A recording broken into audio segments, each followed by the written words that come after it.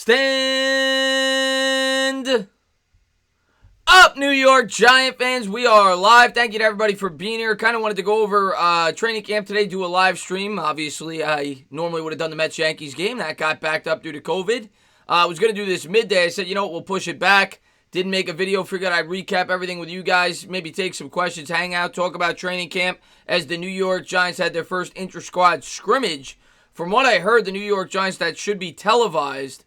I think the 29th. I think that's going to be the third scrimmage. It should be televised for the New York Giants. So hopefully everything works out and we get some good things going. I'm going to go over all the notes that I was able to gather throughout training camp today. We'll go over it. I'll start to pull everything up throughout the stream.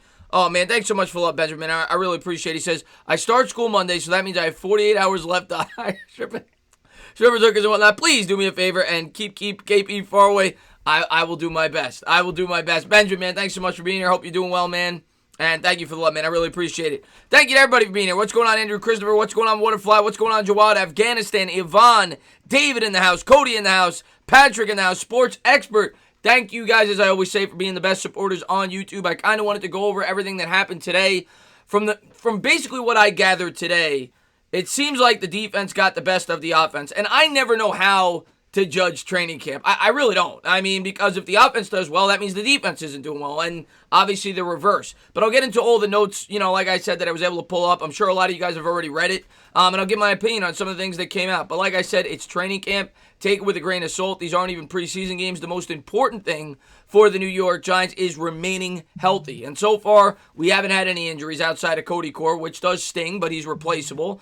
If you watch my channel, you know I'm in love with Cody Core, one of my favorite players on last year's team. A special team standout, but he is replaceable. The New York Giants will get another gunner. But other than that, they've remained healthy. We haven't heard anything with COVID testing, no real injuries. Of course, the major storyline throughout training camp has been our head coach, Joe Judge. Everybody seems to pick on his training methods, and you knew that was going to happen. It's New York. It's the media. It's a rookie coach. They're going to try to get under his skin. They're going to try to make up stories. That's what you do in training camp. And some people are going to read into it, and some people aren't. I'm of the mindset of I'm going to give this guy a chance. I'm not going to go crazy. Oh, David, man, thanks so much for that, man. I really appreciate it, man. Stand up, new member, David, man. I appreciate that, man. I think David actually won my first fitted hat giveaway, man. David, man, thank you so much for becoming a member, man. Nick the Wake in the house. What's going on, Nick, man? Thank you for being here, my man. Thank you to everybody for being here. But, yeah, let's go over the notes, and then we'll field some questions. We'll talk about training camp for today. I did watch the videos. Matt Parrott has looked really good. Not so much today. I didn't see much on him, but he's looked really good. I know a lot of people are excited about him. Gates is getting the job done at the center from what I've heard. We'll get into the exact notes. The special teams look great. 6 for 6 on field goal kicks for Gano. That's good to hear. Daniel Jones did struggle a bit at the beginning. He came on late. Darnay Holmes continues to be a standout. But let's pull up some of the notes real quick, and then we'll get to the chat. We'll field some questions. And let's jump right into it, guys. Darnay Holmes. This is what I was able to pick up on. I think this was Giants Wire. I got some from I got it from a few sites, but I'll shout them out as I go along. Oh, the Rap List, man, thanks so much for the love. He says, I hate YouTube. I never get notifications when you stream regardless. This is the greatest Giants channel on YouTube. Stay safe, brother. True Rap List, man, you always are in my streams. You always comment on my videos. I can never say thank you enough. But I want to go over some of the notes. Darnay Holmes, the rookie, made the play of the day and camp so far, going full extension for an interception on a deep ball down the left side, parallel to the ground. Holmes corralled the pass, and maintained possession as he hit the grass. And then it goes on to say, so, again, I'm not going to read all of it, but Darnay Holmes continues to be a standout for the New York Giants, and it's a guy you've continued to hear great things about, a guy that I'm really excited about. I think everybody's really excited about going into the start of the regular season, and hopefully the 4th-round draft pick proves to be true, and I think he is going to be the starting slot corner. The other thing that I wanted to touch on from what I read in the notes, and I'm not sure if I pull it up later, Darnay Holmes played almost exclusively in the slot. People have talked about him potentially playing on the outside. From what I read, he played almost exclusively in the slot today. So that looks to be the place where the New York Giants are playing him in training camp. T.J. Brunson was a standout today as well, the 7th-round linebacker. While Holmes had the play of the day, Brunson, another rookie, delivered the biggest hit on a receiver coming across the middle. The 7th-round pick out of South Carolina later made a tackle in space on a tight end to prevent a big play up the sideline. Those are the fundamental plays that win games. So there's another good write-up. I got this off Giants.com. David Sills, last year's undrafted free agent wide receiver, had a good day. He caught a touchdown. I believe it was the first of the scrimmage.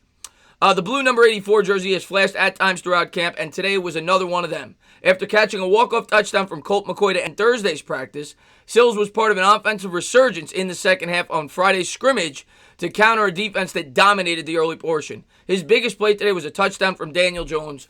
So there you go. So Sills is a guy I've talked about that I think has a pretty strong chance to make this roster this year. The undrafted free agent wide receiver last year, standing at 6'5", 6'3" rather, maybe 6'3", 6'4", but regardless, he had 33 touchdowns his last 2 years while at West Virginia. He's a favorite of mine. I think a lot of people are getting behind him. He's got a chance to crack this roster, especially with Cody Core out. So honorable mentions, they mentioned Javon Leak. They said he had good cuts. Saquon Barkley, we don't need to talk about him. We know what we got there. Wayne Gallman looked crisp. Askew Henry broke up a few passes. There's the safety from the XFL. Dexter Lawrence got a good write-up today.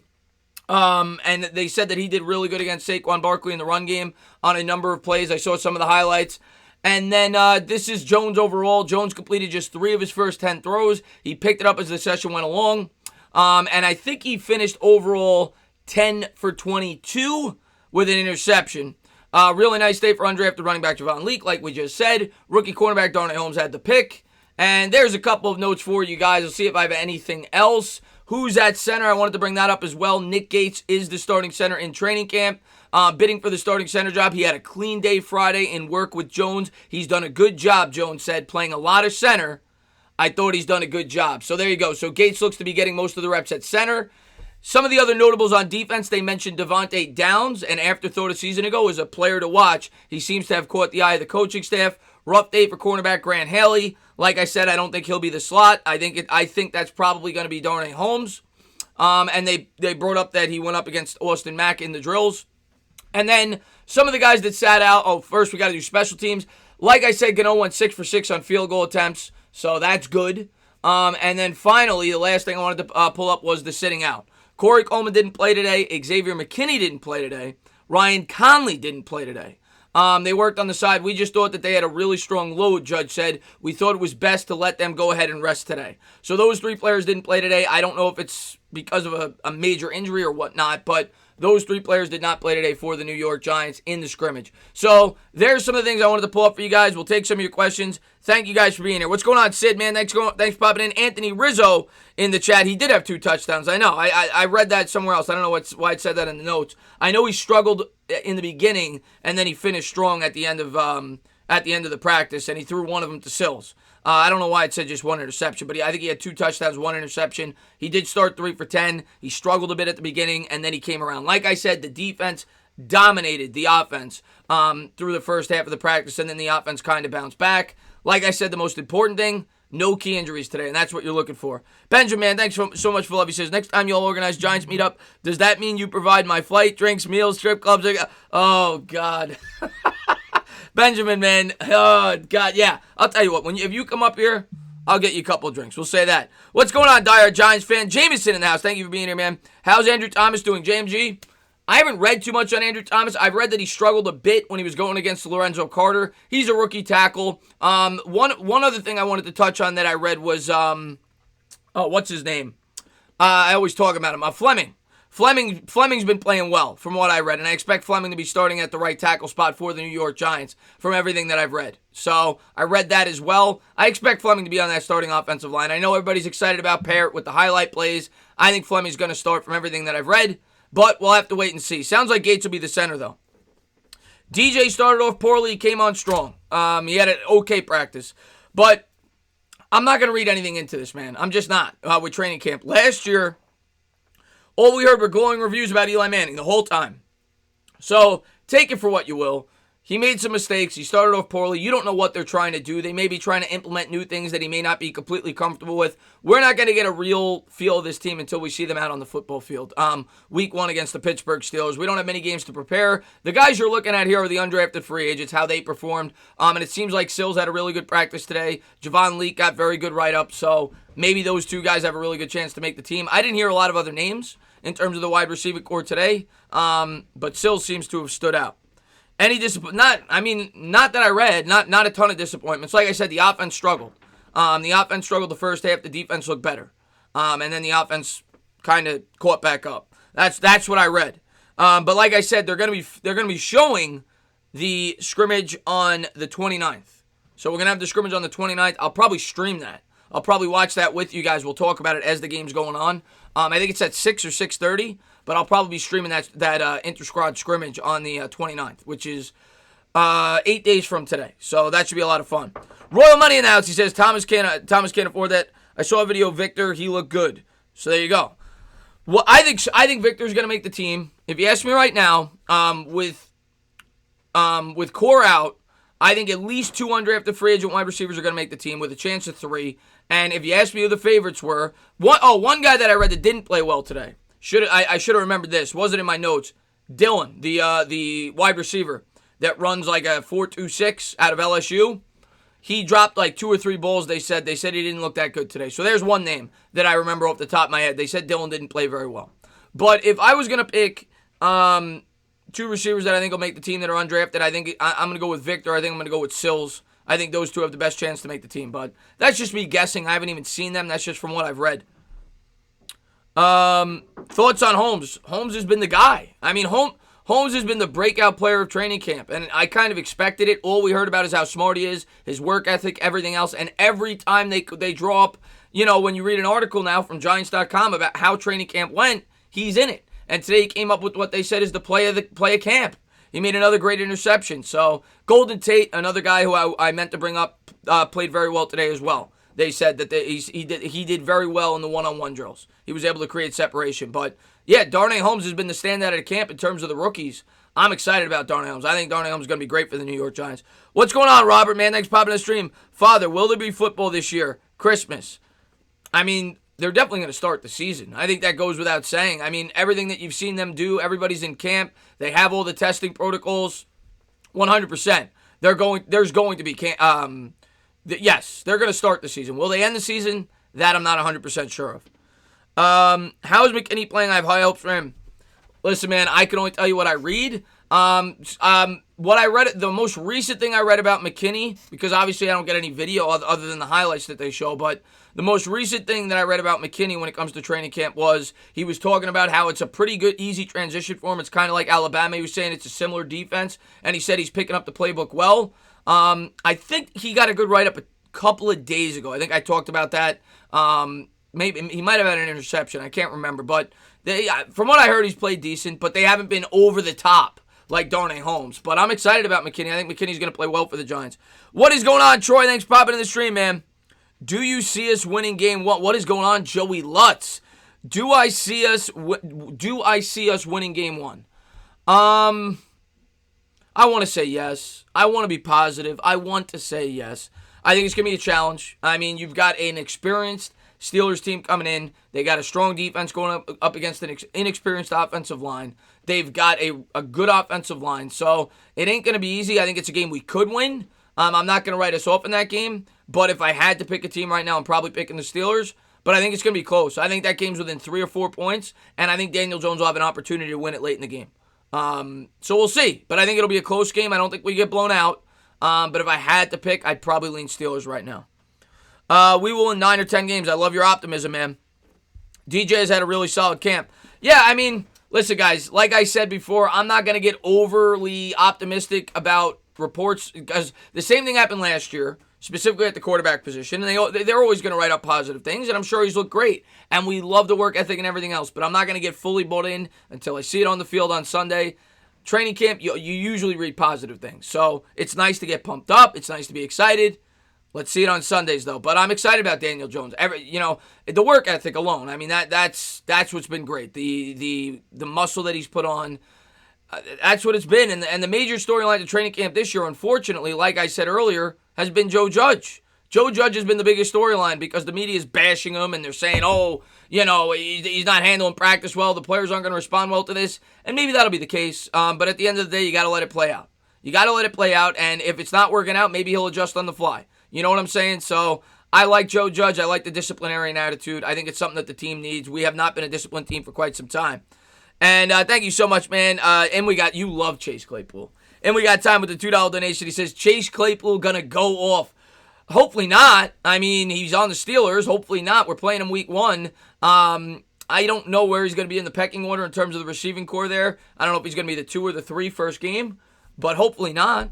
I don't want him to. That's for damn sure. Sills could be a hard horse. He played quarterback in high school. Yeah, I like Sills. You know, I've talked about that for a while. I think a lot of people forgot about him because he was an undrafted free agent last year, Sacred. I like him. I think he's gonna make the team. He's tall. He's a good red zone threat. Maybe he could bring a little bit of that Taysom Hill aspect to the New York Giants. He's a former quarterback, like you said. But yeah, I like him as a red zone target. He had 33 touchdowns his last 2 years at West Virginia. The type of wide receiver that we need. He's a tall threat. I'd be completely for it if he made the roster. And I think there's a good chance he will. Eric, man, thanks for the love, man. What time is the Giants scrimmage, and is it on TV? If it is, what channel? I believe it's on NBC from what I read. And Eric, thank you for the love. I believe it's on NBC from what I read. Somebody told me it's tomorrow. I have to do further research if that's the case. What I read is that the scrimmage is on TV on the 29th. And that's the third scrimmage. Somebody told me that it's on TV tomorrow. That was in the chat before the stream went live. If that's the case, I'll stream that. I don't think that's the case. But the 29th, it's going to be on NBC. I think I read it's around 6:30. So if that's the case, like I said, I'll definitely be streaming that. Dre, man, thanks for the love. Giants.com showed McKinney with tight coverage on a tight end in one-on-ones. So there you go. I didn't get a chance to watch that, Dre. I will definitely take a look at it. So there you go. I mean, I like McKinney. Hopefully it works out. You know, I've watched some of the highlight videos. Didn't get a chance to see that yet. But I'm excited about McKinney. I'm really interested to see how they use him in the defense. They're going to move him around. He's very versatile. I'm excited about him. What's going on, Cody? Thanks for popping in. And we got time. Says, I want us to win. Kenny have 150 yards, 2 touchdowns, and Big Ben throw 4 picks. If he has 2 touchdowns, the Giants probably aren't winning. I don't see us beating the Steelers if we give up more than 20 points. The Steelers have a very good defense, and I think we're going to have to grind the ball out and keep that offense off the field to win that game and really keep those pass rushers at bay. They've got 2 of the best pass rushers in the sport with Dupree and Watt. You have to support your quarterback in that game. You can't ask Daniel Jones. I keep saying it. I'll definitely say it in my preview video. You can't ask Daniel Jones to drop back there 40 times and win that football game, in my opinion. Maybe I'll be wrong. I don't want to get into a shootout. We got to run the ball much like we beat the Bears 2 years ago. And we got time. Thanks for love. He says, only saying this because I picked him in fantasy. Well, week 1, my guess would be he's not going to have a big role early on. I think he'll get it as the season goes along. I could be wrong, though. I'm not a Steelers YouTuber. What's your opinion of the NBA lottery? Danny Thomas says. Danny, man, thanks for the love. I mean, listen, man, I streamed that last night, and everybody expected me to blow up, like if the Knicks didn't get the first pick. I mean, the percentages weren't in the Knicks' favor. We were supposed to get the 6th, 7th, or 8th pick if you looked at the percentages, so I wasn't surprised. Obviously, I was hoping that we would get luck for once. I think we had about a 35, 38% chance of getting in the top 4. So, obviously, there was a greater possibility we wouldn't. Would I have liked the higher pick? 100%. And I know New York Knicks fans are going to flip out no matter what, but, I mean, with the way that the lottery system is put in place right now, it's kind of what you expect. I didn't think the Knicks would be much higher. I thought they'd be 6, 7, or 8. They got 8.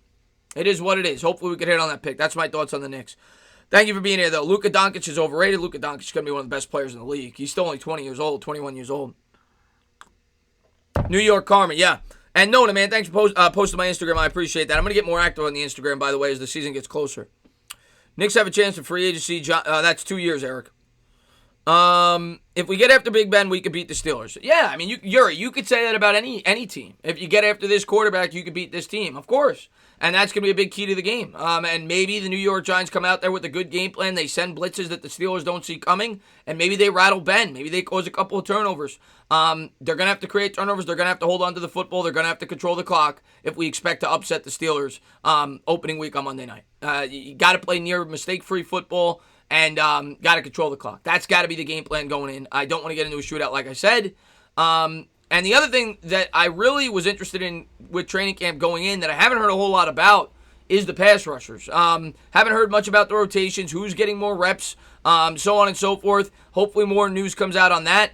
But I think it's going to be a near even distribution between the 4 guys, whether it's Fackrell, Marcus Golden, O'Shane Zimenez, and Lorenzo Carter. I think all 4 of those guys are going to really change. I've been on record as saying I'm in love with Lorenzo Carter this year. I know a lot of people might not want to hear that. People seem to be off the Lorenzo Carter bandwagon. Read a really interesting article yesterday on Carter. Talked about how he put on muscle, how he's gotten stronger, how he thinks he fits this defensive scheme a lot better. He also talked about how they kind of just ask you to do one task, and they don't want you to go above and beyond. They want you to do that task, to obtain the goal. And he said that he's trying to work on that part of his game. So that was paraphrasing a bit. But I'm excited about Carter. He's a guy in that defense I really like. But we'll see, man. We got to get pressure on the quarterback. Marjorie in the chat says, Ingram can't block. Smith looks great in block. Ingram hasn't been able to block since we got him, so that shouldn't be a surprise to you or anybody else in the chat. He's not here to block. He's here to catch passes, really. I mean, he's more of a wide receiver. I think that's why the Giants brought in Levine Toilolo. They're going to go with a lot of 2 tight end sets. They're going to use guys like Caden Smith and Toilolo as the primary blocker. And Ingram's going to kind of be more of a receiver that creates mismatches, hopefully, with linebackers. I think that's the game plan going in. I like that they're committed to the 2 tight end set, though, and the I formation. I think they're going to use a lot more I formation with the fullback. We're going to get back to running the football. And Ingram, I think, is going to have a really good year if he stays healthy. Read another interesting article on him. Joe Judge loves what he sees. I think he's going to fit the system. Tight ends thrive in this system. I think Ingram's going to have a big year in terms of catching the football. But he cannot block. That's for sure. And Benjamin, thanks for love. He says, Rivers has a child for every list of Brady. Worst quarterback in the 04 group. Well, he's not the worst quarterback. He had J.P. Lossman. In terms of the big 3, I would agree with that. I don't know if Christian Orr's in here. He would disagree probably. He's a big Chargers fan. But, yeah, I'd have Rivers 3. Statistically, he's not 3. If you're strictly going by statistics, I go by more than that. I also look at the fact that he played in San Diego. Would he have been able to handle the weather conditions of a Pittsburgh or New York as well as Ben or Eli did? We'll never know. I also don't think Rivers would have been able to handle the media scrutiny as well as Eli did in New York. So regardless, I think Eli was a much better fit for New York than really either one of those 2 quarterbacks. But, yeah, I think I'd have him 3rd as well. I think all 3 are getting into the Hall of Fame. And it's one of the best quarterback classes of all time. It's probably this. Maybe I'm wrong, but in recent history, until proven otherwise, I would say it's the 2nd greatest quarterback class. After the 84 class, was it, with Marino and Jim Kelly? I would say it's the 2nd best quarterback class. Shakur, man, thanks for love. I appreciate it. He says, I heard Austin Mack look good out there. Haven't heard much from Benjamin. I haven't heard a ton from Benjamin yet either. I've seen a little bit. He scored a couple touchdowns in the one-on-one drills. I saw a little bit, but not a ton. Andrew Thomas laid a big hit on Darnay Holmes after the pick. I did see that. I saw that before I went live. Listen, man, Andrew Thomas, when I saw the highlights of Parrott, man, a couple days ago, and I know Twitter blew up when they saw that, the way that Matt Parrott was able to handle both Marcus Golden and who was the other edge rusher that he handled well? Maybe it was Zimenez, I think it was Carter. Golden and Carter. Pretty impressive stuff, man, and maybe he will get that starting job. I continue to say I don't expect 2 rookie tackles to be on the line, but Thomas definitely going to be your left tackle. Maybe Parrott does get the job, but I've read really good things about Fleming as well. Some people have said he's been the best tackle in camp, which I kind of expect. You got 2 rookies who have never played at the pro level, so Fleming should be the best one at camp, and it's why I think he'll be the starter opening day. But we'll see. I mean, maybe it will be the 2 tackles. Regardless of whether or not Parrott starts, I'm excited about him. You can see the guy is massive. He's got long arms. He's strong. I'm excited about him. Eric, man, thanks for love, man. I really appreciate it. He says, how do you think Andrew Thomas will do this season? I like Andrew Thomas. I think he might struggle early on, like most rookies do. You're going up against some of the best pass rushers in the league to start your career. Like I said, you got the Steelers, you got the 49ers with Bosa, you've got the Rams, even though it's in the interior, but Donald, obviously a great pass rusher. You got the Redskins week 6, you got the Cowboys with Tank Lawrence, so he's going to have his hands full. He might struggle the first 3 or 4 weeks, but I think once he gets his feet down and he's more comfortable with the NFL, I think Andrew Thomas is going to be just fine. Smart football player, probably the safest pick. This includes Chase Young. Andrew Thomas was probably the safest pick in this year's draft. I am very confident that Andrew Thomas at worst will be an average starting left tackle in the NFL, at a bare minimum. Very confident of that. He was a very safe pick. I'm very happy with the pick. I think he's going to perform very well for the New York Giants. And even if the worst case scenario happened and he was an average starting left tackle, when's the last time the New York Giants had an average starting left tackle? It's been a long time. Obviously, picking him 4th overall, we want a lot more than that. I think he will be a lot better than that, but I think that's like a bare minimum. I think he's going to be at worst an average starting left tackle. Y'all just got lucky. Thomas doesn't have to play Smith. Aiden says, Zadarius Smith is a beast. I'll be the first to tell you that. Zadarius Smith's a beast for your Packers. Saeed, man, thank you so much, man. Sorry, Chris, but Giannis ain't coming to the Knicks. I don't expect him to come to the Knicks. I mean, we could all hold out hope and pray and get down on our knees. I mean, when's the last time a guy that we wanted to come to the Knicks came to the Knicks? Ain't happening. The only way it happens is if the Knicks start to turn a corner and R.J. Barrett becomes a star, and maybe the guy they draft this year becomes a star. I don't see it happening. Giannis ain't going to be a Knick. We're 2 years away probably before we could start to attract big names like that. Luke, Let's see what we got here. Let's see. Our line will be fine. One of the best. Luann, I love your optimism. I'm not ready to say that just yet. But what I am going to say is they're young, they're improving, and I love that the New York Giants are making it a point of emphasis to improve the offensive line. I'm not going to go there yet. I'm not going to say we've got potentially 2 starting rookies on that line. We've got a guy who's never played center before, Nick Gates, on the line. He's never played the position. The guards I'm comfortable with, but outside of that, you've got guys who have never played in the league or they've never played the position that they're going to be playing. So I'm not ready to say that we've got a great offensive line yet. I think it'll be improved. It may take a couple of weeks for us to hit our stride, but we're headed in the right direction, and that's all I could ask for. I mean, this offensive line has been abysmal for the last 5, 6, 7 years.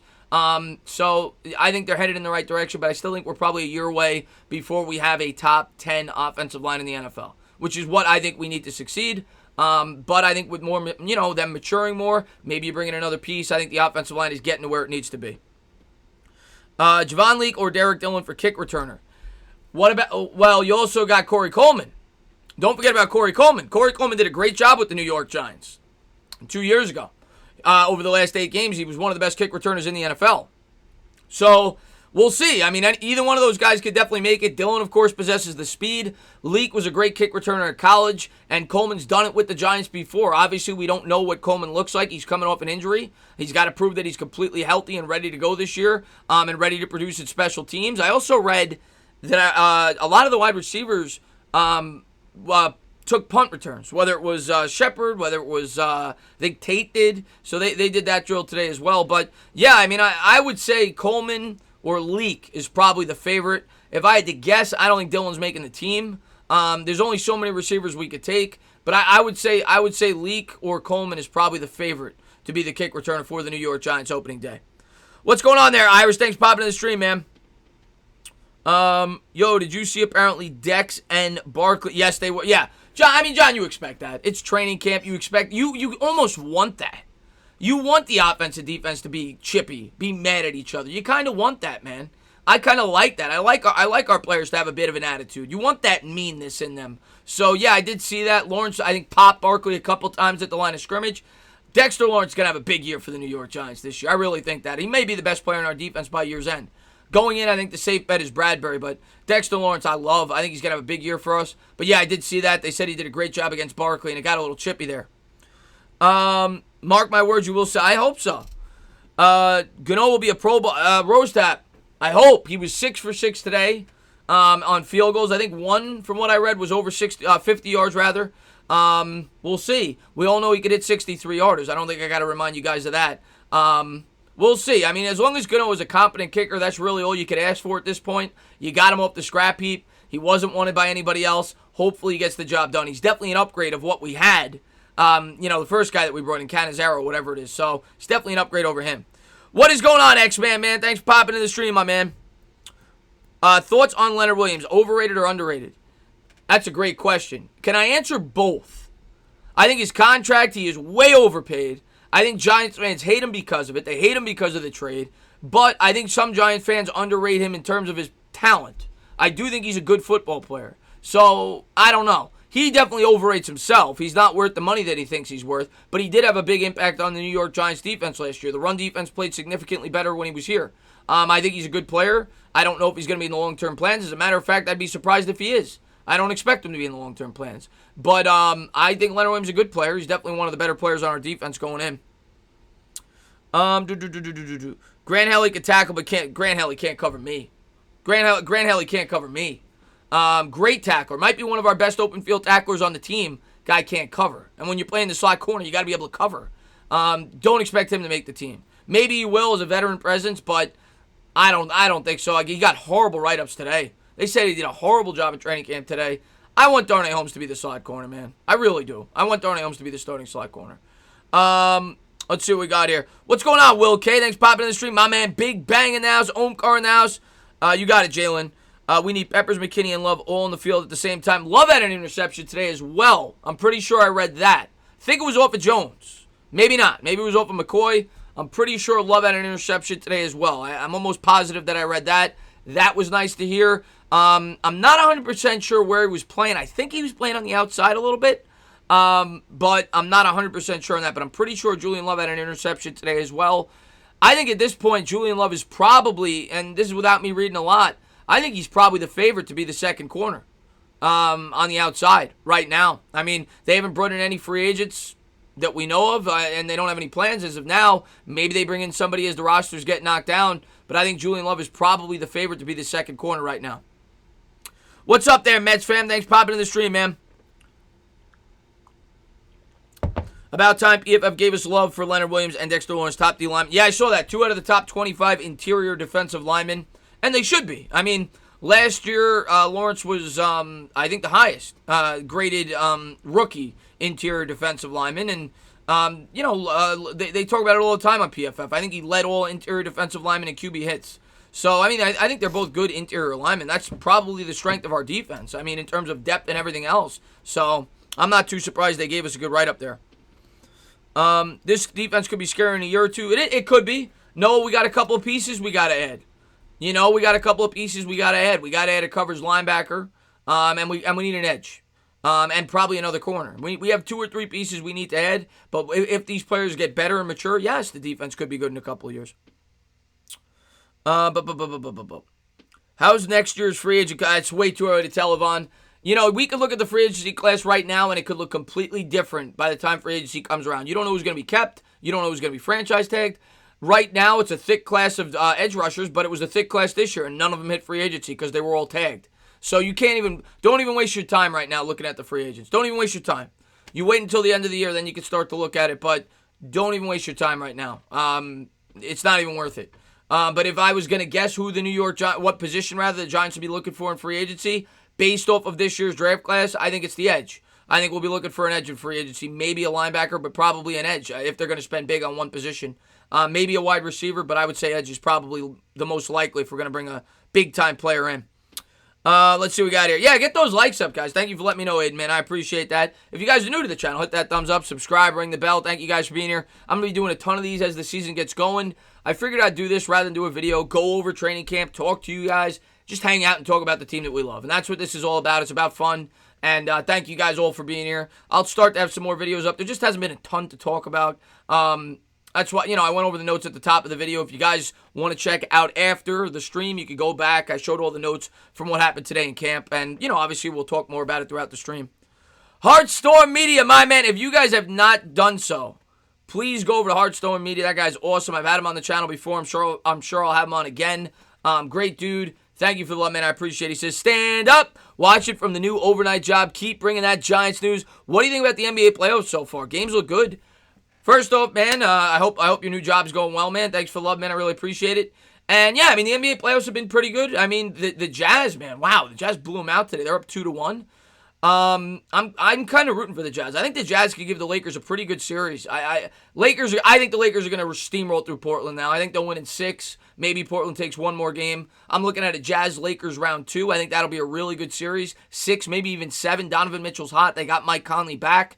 And then in terms of the other series, I mean, the Rockets are going to run away with it. And who's the other two? Oh, and the Clippers. Clippers will win. So I think it'll be Clippers-Lakers in the end, still in the West. But I could see the Jazz giving the Lakers a really good fight. In the East, I think it's pretty cut and dry. I think you got 2 or 3 teams. You got the Raptors, you got Boston, and you got the Bucks. One of those 3 teams are going to the finals. Anything on Coughlin? I haven't heard a ton on Carter Coughlin. I haven't read much on Carter Coughlin. I think I read a little excerpt on him, but nothing of significance on Carter Coughlin as of yet. Like I said, the rookie that's getting the most write-ups right now is Darnay Holmes. That's the guy I keep hearing about over and over and over again. He's this year's breakout, but if you remember last year, the guy we heard about over and over and over again was Ballantyne. So you can't take training camp too seriously. Take it with a grain of salt. Most important thing, like I said, is health. And making sure that these guys grasp the playbook. And so far, from what you've heard, they are. And you've heard that they're working hard. You've heard that they've been able to stay away from injuries. And that's the most important thing. And then we'll see what we got as the season gets into the fold. Who do you think will be the captains for the Giants in 2020? What's going on there, LA Lou? Thanks for popping in, my man. Who do I think will be the captains? Yeah, people have asked me this before. I'll try to name the same ones that I always do. Daniel Jones, Saquon Barkley, and Zeitler on the offense. Defense, I'm going to go... I'll go Dalvin Tomlinson on the defensive line. I'll go Martinez. And then I think it'll either be Peppers or Bradbury in the secondary. probably leaning Peppers, but it definitely could be Bradbury. So those would be my guys, and then special teams, who knows? But those would be my guys. Where is BJ? I haven't heard much about BJ Hill. Haven't heard much about him. Again, haven't heard much about him. I think he'll be in the rotation, though. Definitely a very talented interior defensive lineman. We've got so many. It's gonna be hard to figure that rotation out because we have so much talent on the defensive line. A lot of good players there. Austin Johnson's another guy we don't talk much about. They brought him in, former second-round pick of Coach Chaos, that could make the team as well. So we'll see. I mean, I think they're going to take five guys, if I had to guess, on the interior line. I think it's going to be Julian Love, the second cornerback Rose Tap. I really do. I think at this point, I think it's going to be Julian Love. I think Darnay looks to be in the slot. Everything that I read today, they're working him out in the slot. I think it's Julian Love. I think it's Julian Love's job to lose on the outside. I'm trying to think of somebody else that could get it. I mean, maybe Ballantyne. It's either Ballantyne or Love at this point, unless they bring somebody in. And I would lean that it'll probably be Love. But I guess Ballantyne could get the job as well. BJ could be traded. It's possible. I don't know how much you'd get for him, though, coming off of a poor season. What's going on, Jake? Thanks for popping in the stream, man. How did you feel about Jabril Pepper still hanging up the ever... I don't know. How did you feel about Jabril Pepper still hyping up every chance he could? What do you mean by that? Him talking good about himself? I don't know what you mean by that, Assassin. I try to answer the questions the best I can. I say Golden on the defense, Saquon, and yeah, Golden could get it as well. I could have said Golden. Golden could definitely get the captain. That's a good one. Golden could definitely get that captain. What is going on, Rudy T? One of my best, man. Thank you so much for love, man. Been with my channel forever. He says, not breaking news, Tana is the best YouTuber 100. Well, Rudy T, man, you're one of my best subscribers, so thank you for being here, man. Hope you're staying safe out there. I got to turn on my fan 1 second, guys. I forgot to turn that on during the stream. It gets hot down here. Let me turn that on real quick. I'm going to be back in 20 seconds. Hold on 1 second. Rudy, man, thanks for the love.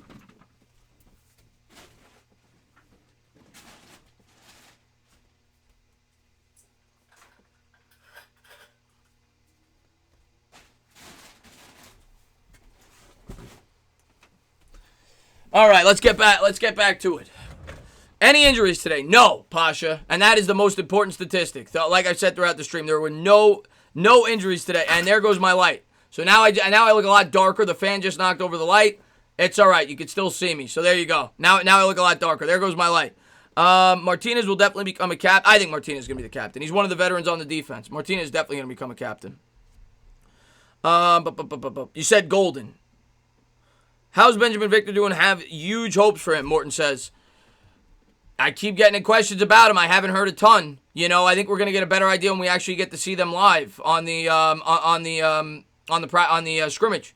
From what I heard, the 29th. I've heard conflicting reports from other people. They say it could be tomorrow. I haven't heard that. I think from what I heard, it'll be the 29th, so we'll get to see him live in action. I haven't heard too much about him. I mean, you've seen a little bit of highlights here and there. Haven't heard a lot about him. I still think I think he's going to make the team, though, if I had to guess, Victor.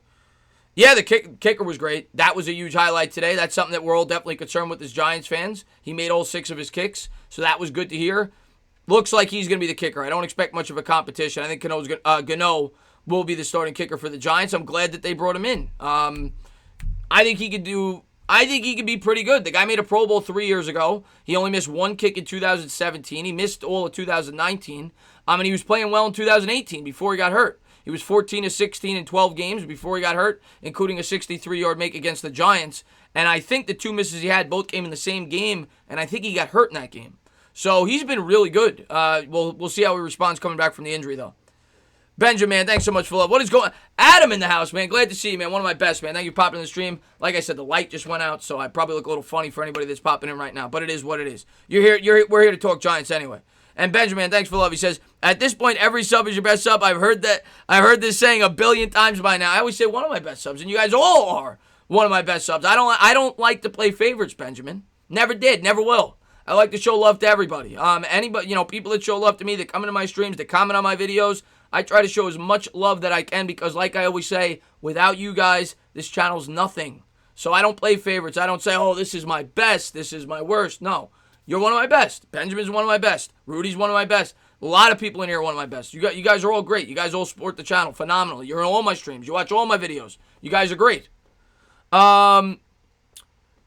What's going on there? Jawad's another great one. What's going on there, Max Major? Thanks for popping in the stream. Richard says, glad the defense outplayed the offense considering how bad they've been. We need a true Giants defense to return. Richard, you could look at that one of two ways. You could say that's good because what you just said. The defense has been bad and they outperform. But then the other way you could look at that is, well, we're kind of depending on this offense. Our defense isn't very good and the offense couldn't outperform them. So you can look at that one of two ways. If you want to look at it optimistically, you can look at it your way. If you want to look at it pessimistically, you could say, well, the Giants defense isn't that good and the offense couldn't do that good against them, at least the first half. But it is a new offense. Maybe it's more complex and harder to learn than the defense. Who knows? You got to wait and see how it plays out over the next couple of practices and the next couple of scrimmages. But like I said, it's why it's hard to get a grip on training camp. It's hard to figure out if the defense is doing well or if the offense is doing poorly or vice versa. And you won't know until such time we actually see them playing against other teams. And yeah, thank you guys for being here. What's going on, Cheese Whiz, man? Thanks for popping in, my man. We need to get good all exactly, Mexican Giant, man. But Jameson, you're in my streams all the time, of course, man. I'm an equal opportunity streamer. Marjorie said it best. I'm an equal opportunity streamer. Equal opportunity streamer. What's going on, Raymond? Thanks for popping in the stream. Bigger Mike in the chat. Always like when Bigger Mike pops in. What's going on, Mr. Mike? He's talking about one of my best. Bigger Mike. Always in my streams. Always support me. Thank you for being here. Shireen Wright in the chat. Got my Saquon jersey today. Can't wait to wear it. That's awesome, Shireen. Shireen's always in my Mets streams as well. I can't wait for football this season, Shireen. I know you're excited just like I am. Glad you got your Saquon. What'd you get? Did you get the Color Rush? Did you get the blue? I love Saquon's going to have a monster year. I'm telling you right now, Saquon's going to have a monster year. I'm telling you. Thank you so much, Benjamin. I appreciate it. He says, if Rudy and I are your best subs, when the blank are we going to the strip clubs? You've been promising us lap dances for 8 months now. Oh, God, Benjamin. You come to New York, you get a lap dance. But not from me. I'll buy you a lap dance. You have my word. What's going on, Word? Thanks for popping in the stream. What's going on, Sean? Jameson says the Braves are winning. I mean, they're playing the Marlins, right? I think they're playing a divisional team. Maybe it's the Phillies. So either way, it's good news. Somebody's going to lose for the Mets. But the Mets aren't playing now. They already canceled the entire Subway Series. They're going to make it up, of course. But they're not playing, I know, at least for the next 2 days after today. So that'll be 4 games straight that they're going to miss due to the COVID. Pete Alonso came out and said that he was not the player. So that was good news at least. Jason Young, man, thanks so much for letting me in. I appreciate it. He says, running laps will work because our team doesn't have any stars outside of Barkley. I don't think the media realizes we don't have any big egos this year. Jason Young, first off, great point. Young team, what's the old saying? You can't teach an old dog new tricks. So I agree that if there's a team that this would work for, instilling discipline and stuff like that, younger players, guys that are hungry. But here's what I'm going to say. The media realizes that, Jason. The media realizes that just like you do. They're not stupid. Those guys have college degrees. They're well equipped for their job. The media tries to draw up stories. What draws up stories? This isn't going to work. Joe Judge doesn't know what he's doing. Drama in New York. And then everybody panics and they start talking about it. That's what they want. That's what ESPN wants. It's what sells stories. Being positive doesn't sell stories. Oh, yeah. Coach Joe Judge is going out there today. He's doing a phenomenal job. He's doing a great job. Yeah, that's going to get the fan base excited, but it's not going to sell stories. It's not going to get clicks. People aren't going to click that. People are going to click when they see Joe Judge is losing control of the team. He doesn't know what he's doing. He's a lost coach. That's what they do. That's what the media does. It sells stories. Don't read anything into it. It's what Joe Judge is going to have to deal with his entire career. It's what Eli Manning had to deal with his entire career. It's New York, man. Let's see what we got here. Yeah, that's the nature of the New York media. Exactly. Extra media just likes talks. Exactly. That's what they do. That's what they do, man. Embiid trying his best to carry Philly. Yeah, they got no chance. Sixers got no chance. The only media that gave Joe Judge credit for his style was Good Morning Football. I'm completely for what Joe Judge is doing, and maybe it won't work. It is what it is. We got to try something new. I mean, we've got players falling asleep in meetings, and now we're going to complain as a fan base that they're being too strict on their players. I mean, our players have been quitting on the team. They've been falling asleep in meetings, and now we got a guy that's trying to bring structure and discipline, and we're going to, before we even play a game, we're going to get on the guy? I mean, what are we doing here? What are we doing? What's going on there, Riley? Thanks for popping in the stream, man. Greatest team in the NFL. What's going on there, Mr. Joel? Thanks for popping in the stream. Joe Judge knows how to handle the media professionally. Joe Judge has done a great job with the media since he's been here, and he's learned from some of the best. I mean, Bill Belichick is phenomenal with the media. You see what he does in New England. He does a great job. He's kind of like Popovich. You look at the best coaches in all sports, Popovich and Belichick. They both pretty much handle the media the same way. But I'm not worried about Joe Judge. Do you think Saquon will have a McCaffrey-type season? I don't know if he's going to have that many receiving yards. I don't think he's going to have 1,000 and 1,000. I think Saquon's going to have a mega year. Here's what I'll say. If Saquon plays a full 16, he plays healthy, he's going to eclipse 2,100 scrimmage yards at a bare minimum. He's going to have a big year. The Giants are going to run their offense through Saquon Barkley. There's no doubt in my mind. With all the factors, with a quarterback learning a completely new system, you got the best running back in football as far as I'm concerned in terms of talent there. You've improved the offensive line. You've injected a run-blocking scheme. They're now a power run-blocking scheme. Everything points to the fact that Saquon Barkley is going to get fed. He's going to get fed early. He's going to get fed often. Saquon Barkley is going to have a big year for the New York Giants if he can stay on his feet. So I think he has at least 2,100 scrimmage yards. I think he's going to have a big year. Big year for Saquon Barkley. What is going on there, Mercedes-Benz? Stand up! Rudy T with the $2 donation. He says, you're overdue. Serenade us with the Ring My Bell. Rudy, thank you for being one of my best subscribers, man. I appreciate it, and I got to do it. Will you ring my bell? Ring my bell. If you guys are new to the channel, hit the thumbs up, subscribe, and ring the bell. You get a notification every time I go live. Thank you guys for being here. I appreciate it. What's going on? Stealth Raven? Stealth, you want to talk about one of my OGs. Stealth is the freaking man. What is going on, Stealth? Glad to see you in the chat, buddy. What's up there, Fabian? Thanks for popping in. Bill Parcells owned the media during the... Yeah, Bill Parcells was great. 1,600 rushing, 600. I could see that, Riley. I think that's a fair projection. I would say between 1,500... I'll go low. I'll say between 1,400, if he plays 16 games, between 1,400 and 1,600 yards on the ground, and between 500 and 700 yards in the air. That's what I'm looking at for Saquon Barkley this year. Somewhere in there. And about 2,100 to 2,200 scrimmage yards. I think he's going to have a big year.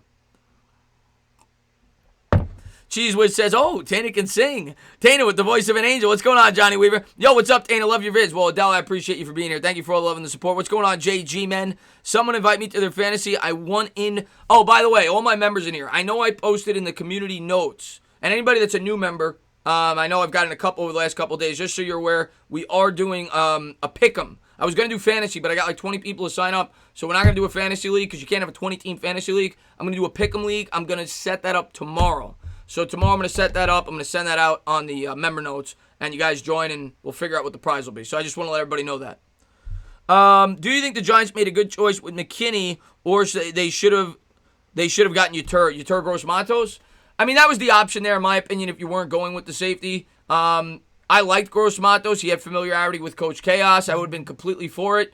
But if you look at all the pre-draft, mock drafts and everything else, McKinney was supposed to be a first-round pick, mid-first-round pick, top 20 pick. Like Dave Gettleman said, I think he was too good to pass up there. He was the best player available. It was at a position, maybe not as a big a need, but we needed that versatile type of player for this defense.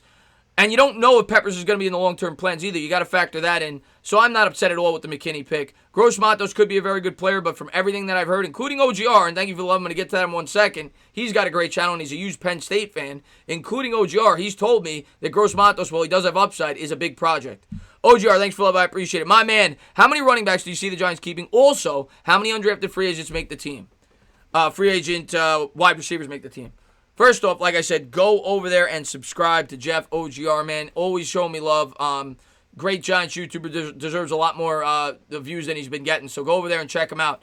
As far as the wide receivers and the running backs, okay, I'm gonna do I already did a way too early 53 or 55. I gotta look that up and figure out exactly what it is because I've heard conflicting reports. But I've done a way too early roster video. I'm gonna do another one probably in a week where I pick out, once we get more of a grasp on how the players are performing, who's gonna make it. But in terms of the numbers,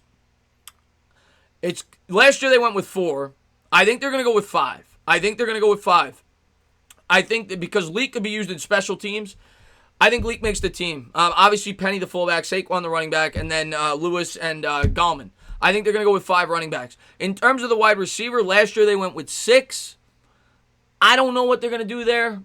I think they're going to stay with 6. I think they're going to stay with 6 because then you're going to have to take away from somewhere else. You're already adding a running back. I think they're going to stay with 6. If they go with 6-2, if they go with 7-3, undrafted free agent wide receivers, unless they pick somebody up, which they could, as teams make cuts as they get down to the 53. But I'll go with 2. I'll go with 2 undrafted free agent wide receivers make the team. And if you ask me who's the guys that I think will make it, I'll go with Sills and I'll go with Victor. Those are my picks. Let's see what we got here. Chris. What? Nelson. Another OG on my channel. What is going on, my man? Nelson, man, thanks for popping in the stream, man. If we run the ball and play defense, it's playoffs 100% because we always lose by 1 touchdown, and you know about the Eagles and not running it. Adele, go back and look at the numbers. Look at the run frequency for the New York Giants. We run the ball. When you look at the numbers, it pisses me off every time I read it. The New York, and I keep saying this, I get it because we're playing from behind a lot. The Giants ran the ball 34% of the time last year. 34% of the time. And you wonder why Daniel Jones is fumbling the ball at the rate he is. You can't win games when you're running the ball 34% of the time. We got to get back to trying to run the ball. We got to get that number up to 42, 43% if we want to win football games. I want it closer to 50%. I want to be a balanced team. But 34% over the last 2 years with Saquon Barkley in your backfield is unacceptable. Unacceptable. And hopefully they become more balanced this year. And thank you guys for being here. I really appreciate it, man. What is going on, Nathaniel, man? Thanks for being here, buddy. The Entertainment Talking Sports, Ron Rivera. I know, Stealth. That sucks. And I've heard conflicting reports with that as well. I've heard some people say he might coach through it. I'm like, are you kidding me? How could he do that? So we'll see how that all plays out. But yeah, that's horrible. Ron Rivera, by everybody's standards, is a really good guy. I wanted him with the Giants. I didn't hide that when the Giants began the coaching search. I think he's a really good coach. I wish him nothing but the best. Hopefully he gets back on his 2 feet, and that'll be a big loss for Washington if he is out. I would assume Del Rio would probably take over in the interim, being that he's a former head coach in his own right. I would think he'd be the head coach for the Washington football team. Would you be happy if DJ turns out to be Alex Smith? I wouldn't be ecstatic, but I'd be okay with that. Alex Smith's a good quarterback. Alex Smith you could win games with. And, if we build the team the right way and we have an Alex Smith in his prime, we could win football games. And that's really all I could ask for. So my answer is yes. Do I want more? Yes. Do I think he's like Alex Smith? In some ways, yes. In some ways, no. To me, Alex Smith he never took shots down the field. I mean, Alex Smith he might have been the smartest quarterback in the sport. Alex Smith never took unnecessary shots. He played within the scheme. He played within the system. He let the players do the work. And I think Daniel Jones actually needs to adopt a little more Alex Smith into his game this year. Not fully. I don't want full Alex Smith. But I want a little bit more conservative approach from Daniel Jones this year. Take the yards that the defense gives you sometimes. Don't try to force the ball. But I still want him to take his shots down the field. But if he turns into Smith, would I cry about it? No, he was still a borderline top 10 quarterback for about 5, 6, 7 years. So, no, I wouldn't be upset with that. Do I want more? Yeah. I want Pat Mahomes. Am I going to get Pat Mahomes? Probably not. But, yeah, Alex Smith checks down a lot. Nothing will work for the Giants offense if they don't fit. Well, of course, that's any offense, Lou. I say that all the time on my channel. You're not... Offense is starting to end with the offensive line. Period. And maybe there's certain quarterbacks that could overcome a subpar offensive line, but there's not many. And even if they can, they would still be better if they had a better offensive line. So the goal should always be to have the best offensive line you possibly can have. I completely agree. It's what will make the New York Giants strive. What is going on, Card Coach? Thanks for popping in. Stand up! Brady, Peyton are the 2 smartest ever. Yeah, I was talking about a couple of years ago. Well, yeah, Brady was still in the league. All right, Mike. Maybe I should have said Brady. Peyton is definitely the smartest ever. Peyton Manning. Alex Smith was pretty smart. How many rushing yards and touchdowns for DJ? I'll go with about 300. 250 to 300 rushing yards. I'll go with three rushing touchdowns. I don't want him to run too much. I know a lot of people have talked about that. They want to see more RPOs. They want to see him get out. They want to see him use the legs. I want to see a little bit more play action roll out. I want to see him be able to extend plays that way. I don't like seeing my quarterbacks go off and take a hit down the field. I don't like that. Last year, Daniel Jones got hurt because he went and ran with the football right up the middle, and he got jacked up by a linebacker, and he sprained his ankle. I don't want to see my quarterback taking off and running with it, unless he absolutely needs to. I want a smart scrambler who could take the yards, get out of bounds, slide before the contact. That's fine. I don't like a lot of designed running plays with my quarterback. I don't want to see that. It might work. You might win games because of it. But if you're thinking long term in the health of your quarterback, I don't like that. I'm not a fan of that. All right, Cedric, I know a lot of people want me to say Matt Parrott. I know a lot of people on the Matt Parrott train. I'm excited to see Matt Parrott. And Matt Parrott looks jacked up from some of the highlights that I've seen. And maybe it will be him. I'm still going with Fleming because of experience. I think he'll be the right tackle. And so from what I've heard, he's been the best tackle in camp. So I'm still leaning that it'll be Fleming. But Parrott might get an opportunity sooner than I thought. We'll see. Obviously, I think Thomas is the left tackle, but the right tackle is definitely a battle going in. Who's your favorite player in the defense this year? You know, I get asked this question a lot too. That's a tough one for me to answer. I like a lot of the players on our defense, and I think there's a lot of the players on this defense that could break out. I really like Dalvin Tomlinson. I don't know if he's going to be in the long-term plans for this team. I said it every week last year. I thought he was one of the most underrated players on this team last year. I'm a big fan of Dalvin Tomlinson. He might be my favorite. I mean, I like Dalvin. I like a lot of the free agents we brought in, but they haven't played yet as the Giants. Peppers hasn't been here long enough. He only played 11 games last year. The rookies I can't say enough about. I'm excited about Darnay Holmes, but I got to see him out on the football field. Dexter Lawrence might be my favorite. I love Big Dexy. So I would probably either say Tomlinson or Dexter Lawrence. And Spike that like, I appreciate that, Big Blue Jabroni. There's another Giants content creator. He's trying to get his channel off the ground as well. He's pretty new. Go over there and check him out as well. Jawad, thank you for posting the Yoke Gaming. Go over there, check that app out. It helps the channel. You get to play Madden against some of your favorite athletes. So go check that out. Thank you very much for posting that. Hey, Dana, I haven't been around for a while. Stand up. Don't worry about it, man. Come in whenever you want to, man. I appreciate you for being here. Let's go, Giants. Odds 50-50. We actually have a season. I think it's higher than that. In terms of starting the season, much higher than 50-50. I think it's like 100%. I think we're starting the season. Now, are we going to complete the season? That's up for interpretation. We're starting the season. I have no doubt in my mind. With all the resources that these teams have already allocated in terms of money, setting up training camp, getting these guys together, we're going to have a season. We're having a season. I'd be shocked if we don't. Let's see what we got here. What's going on, Simon Z? Thanks for popping in. I'm going to get my sports chat. That's awesome, Luann. Get it going. I already shouted you out, Mohammed. Maybe you're behind.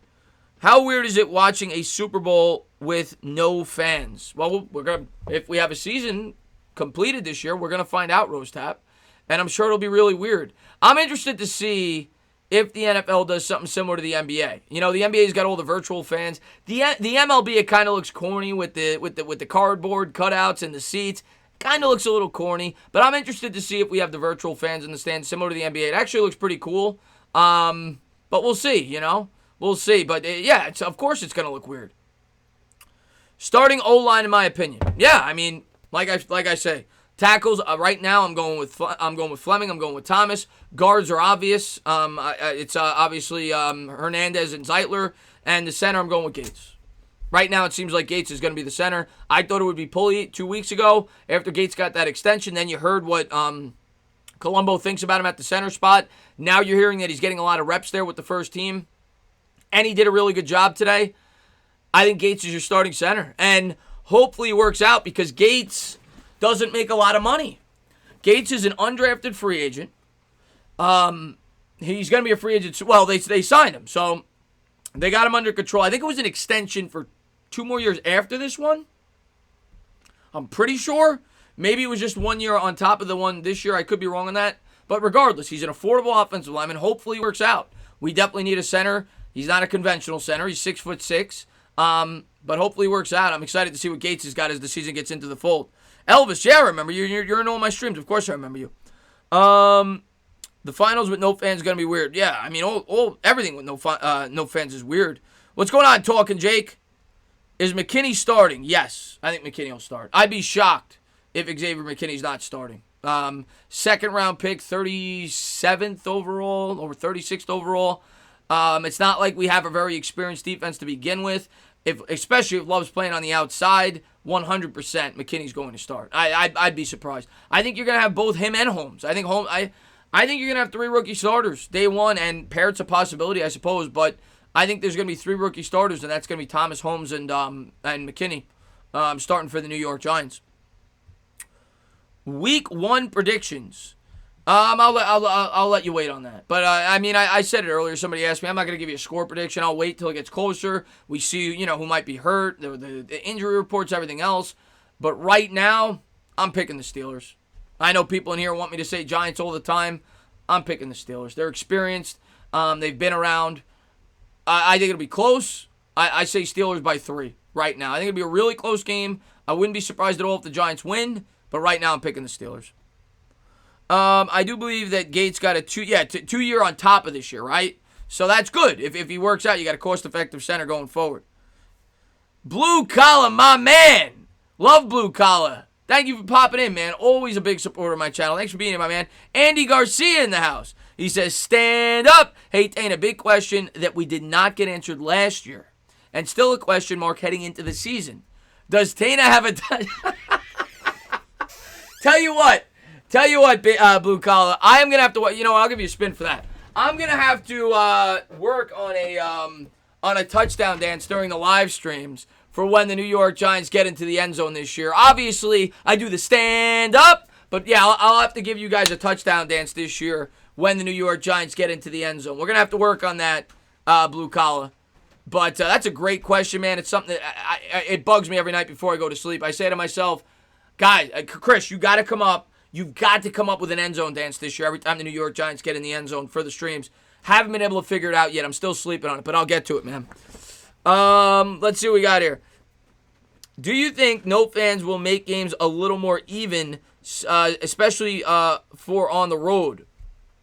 Well, yeah, I mean, you still got the travel aspect. You still got the New York Giants having to go to the West Coast for, like, Seattle and the Rams, so that is still a disadvantage. But, of course, going to Seattle, that is probably the toughest place to play in the entire league. Going to Seattle, that is probably at least, I mean, they say usually home field advantage is a 3-point, it adds 3 points to the spread.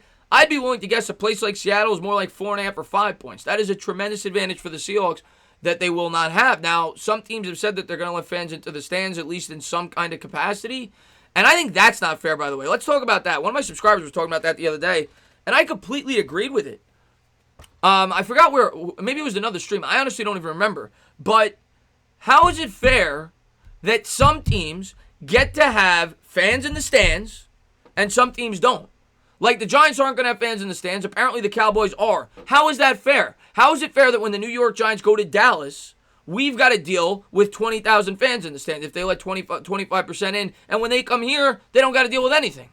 That's not fair. It's got to be a level playing field. If you have to say you're either going to let some fans in throughout league-wide or you're not. That's the way it should be. That's a disadvantage for anybody that doesn't have fans in their stands and they go other places and they do. Q-Dog, man, thanks so much for the love. I appreciate it. What's up, entertainer, and stand up, nation? Is it me, but the Giants team feels different in spite of the pandemic? Since Joe Judge was hired, I feel in my gut that this young team was special. Listen, man, I think a lot of us are really optimistic about the New York Giants this year, at least the future. I'm not going to so much say for this year's team, but I think a lot of us are really optimistic for the future of this team, and I think we're headed on the right track. And for once. And I'll wait till we see it on the field. And it's like I keep saying, it's going to be like the last 8 weeks before we really start to get some momentum, I think, and start headed in the right direction. I'll wait till we get to that part of the second half of the season. But I think we're going to leave this season at the end of the year. At least I'm hoping. We're going to leave this season at the end of the year going into the following season. We're going to say, for the first time in a long time, the New York Giants have an identity. And that's what I want this year. I want to end the season saying to myself, we've got a guy at quarterback that I believe could be the guy going forward. We got a guy that could be our future franchise quarterback. We've got an improved offensive line, and we've got an identity. I could tell you week in and week out the type of football team that the New York Giants are going to be in 2021. We haven't had that. We have not had that in a very long time. And that's what I hope for this year, and I think Joe Judge is trying to instill that into the New York Giants. Now, I know that, he's talked about that they're going to be flexible. They're going to come out with different game plans based on opponents. But I think we're going to have the type of team that you're going to be able to say to yourselves, if we want to pound it down their throat, we're going to be able to do it. Or at least that's what they're trying to get to. I think the New York Giants are trying to get back to that identity. I'm hoping by the end of the year we could tell each other what type of football team we have. Rob, man, thanks so much for love. I appreciate it. He says, I went to the Bills versus New York Giants last season. I was row 1. I told Peppers not to give up a touchdown. Play ended in a field goal, and Peppers gave me a thumbs up pre-play. That's pretty cool, man. That's pretty cool, Rob. And thanks for that, man. I really appreciate that. We lost that game, but at least he listened to you and he didn't give up a touchdown on that play. That's awesome, Rob. I remember watching that game, and that was Eli's last start until he came back after, of course, Daniel Jones went down. But that was his last start before he was replaced. And yeah, that was a bad game. Giants played bad that game, but glad you enjoyed the game. Training camp makes people overrate. Don't want to keep my expectations up and see this mopped on the field like years past. Well, Pete, that's what I keep saying. I'm excited. Football's back. We got training camp. The boys are back in uniform. Most important thing to training camp, I keep saying. 1, you want the players to get a grasp of the new systems. 2, stay healthy. I'm not going to read into the great performances because that happens every year. I'm going to report on it because there's not much else to report. I'm going to talk about it, but I'm going to say limit your expectations. Wait till you see this team do it on the field. Training camp means nothing. They're going against each other. And and what does this mean? Like if Marcus Golden's killing it, well, that means Andrew Thomas isn't. If Daniel Jones is killing it, well, that means our secondary's getting torched. So it's really hard to judge your team in training camp. It just is. When you have preseason, you get a little bit better of a barometer. We don't have that this year. If there isn't a season this year, how do you determine the draft order? Rose Tap, great question. And I was on Jets 24/7's channel actually the other night. He came up with a really good idea. I don't think it would be fair if you did it just based off of last year's record because every team is completely different, right? Every year, every team has probably 60% of their roster is completely different between free agency and between the draft. Look at the Giants alone. 10 new players from the draft alone, plus the undrafted free agents, plus the free agents we brought in. Half of our team is new. So it's not fair to just grant the team that had the first pick the previous year the first pick again. What his idea was that I thought was pretty cool, and it would definitely work out for the Giants, would be to take the last 3 years and come up with some kind of formula where it's like 50% based off of last year's record, 30% based off of 2 years ago, 20% based off of 3 years ago. Something like that. I would think that would be the fairest thing. The Giants, of course, picked 2, 4, and 6. If they did that, the Giants probably have a top 2 or 3 pick. But that's the only thing I could come up with if they didn't have a season. I think they're going to, though, so I don't think we're going to have to worry about it. They'll have a draft. They'll definitely have a draft. I don't want to hear that Thomas is not doing his job, that's for sure. No, of course you don't want to hear that. Of course you don't want to hear that. But I think Thomas will do his job. And I know that we all got our eyes on Thomas at training camp. Again, I'm going to say give the guy 3 or 4 weeks. He's a rookie. Let him feel it out. He's going against experienced professionals. Thomas is going to be fine. Andrew Thomas is going to be a good football player for the Giants. I'm very confident in saying that. The NBA bubble reminds me of Space Jam. Interesting. What's going on there, Brandon Rogers? We need Rousseau or Parsons next year. Yeah, I'd be happy with either one. I'd be leaning Parsons personally. I think he's a really good player, but I'd be happy with either one. Agree, that's the fairest way if we don't have a season, but that's unlikely. I agree, Jawad. Let me get to Sports Info, so then we'll get to Waterfly. And Sports Info says, since Yannick's trade rumors were shut down by the Jags front office, what in the hell do you think is going to happen? I have no idea. But here's what I'm going to say. If the Jaguars are looking to shop Yannick, they don't want the world to know. They don't. They don't want to seem like a team in desperation. So I'm not surprised they're doing that, even if they're looking to shop him. And maybe the deal got shot down. Who knows? I heard rumors that the Jets were the team, and I don't know. I think the Jaguars are nuts. I think they should trade him. I think they should have traded him months ago. Waterfly, thanks so much for love. He says, spaghetti beef, MRE, pray for my toilet in the NFL year. Okay then. All right, yeah, that's Waterfly. Maybe you want to bring in the plunger, maybe an extra plunger with you when you go in there. But thanks for Waterfly. Oh my God, Brandon Rogers, man, glad that you popped in, my man. Hey Chris, do you think Gettleman will pull off a trade for Yannick? No.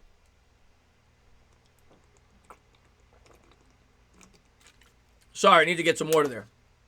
No, we're not trading for Yannick. I talked about in the video that it's a possibility. Because we have the cap space and it's a need. But I don't see it happening. No, I really don't. We're a team that needs to keep as much draft capital as possible. We're not a win-now football team. I know everybody wants us to be. I know everybody wants us to win the Super Bowl this year. It could make sense if you sign him to a long-term extension, but do you really want to be giving up draft capital? And who knows what it's going to cost? I don't see it happening, and I don't blame the New York Giants for not doing it. That's my personal opinion. Why so late coming on? What do you mean? I came on at 8:30. What do you want me to come on at noon? This is when I normally come on when I do Giants. What's going on there, David? Thanks for popping in the stream, man. I think that's the organization. I don't know what you're talking about, Afghanistan, when you asked that. I'm sorry. How many quarterbacks on the 53? Last year there were 3. I would guess this year there'll be 3. We brought in Cooper Rush. I think Cooper Rush makes a ton of sense. Obviously, Colt McCoy's making the team. Daniel Jones and Colt McCoy are in the team. Tanny's gone. I'd be shocked if Tanny makes the team. But Cooper Rush makes a lot of sense to me. He played for the Dallas Cowboys. He played for Jason Garrett. He's got familiarity with the system he's trying to instill. And you didn't have a normal offseason. So just in that aspect alone, having a hands-on quarterback who's been in the quarterback room, who could help Daniel Jones out in any way, shape, or form, I think makes too much sense. So I thought Cooper Rush was actually a very underrated signing by the New York Giants. I think he's going to make the team, and hopefully he does some good for Daniel Jones. I think they're going to go with 3. I think it'll be McCoy, I think it'll be Rush, I think it'll be Daniel Jones. Same as last year. And I was actually surprised. I did a video on this, because I remember last year when the New York Giants went with 3 quarterbacks, people exploded. They said, how do the New York Giants go with 3 quarterbacks? Nobody does that. You know how many teams had 3 quarterbacks on their roster last year out of 32? 15, half the league. So I think the New York Giants will go with 3, and I think it'll be Cooper Rush as the 3rd. Let's see what we got here. What's up? How you been? I'm doing well, Blue Panda, man. Thanks for popping in the stream, man. You think we are? I mean, Lynn, I love your optimism. I absolutely love it. I absolutely love your optimism. You wish Sam Lane was here right now? Yeah, he's in my Met streams. He's a big Met guy, Jameson. Right now, I can't do Met streams. I would be doing the Met-Yankee game right now, but I love doing the Giants stream. I'm going to be doing a ton of these as the season gets closer. But yeah, I mean, once the Mets get back at it, I'll continue to do some Met streams here and there. I was going to do the whole Subway Series. The good news is, when they play the Yankees now, for all the Yankee fans out there, 1, you'll get the pick on me. But 2, it'll be doubleheaders. So we'll get 2 games in 1. It'll be a 9-inning game and a 7-inning game, probably in one stream. So, and you know I'm doing the Met-Yankee game. So, I guess that's good news. You get more baseball. 15 is less than half of their... I know it. Is this math class, Waterfly?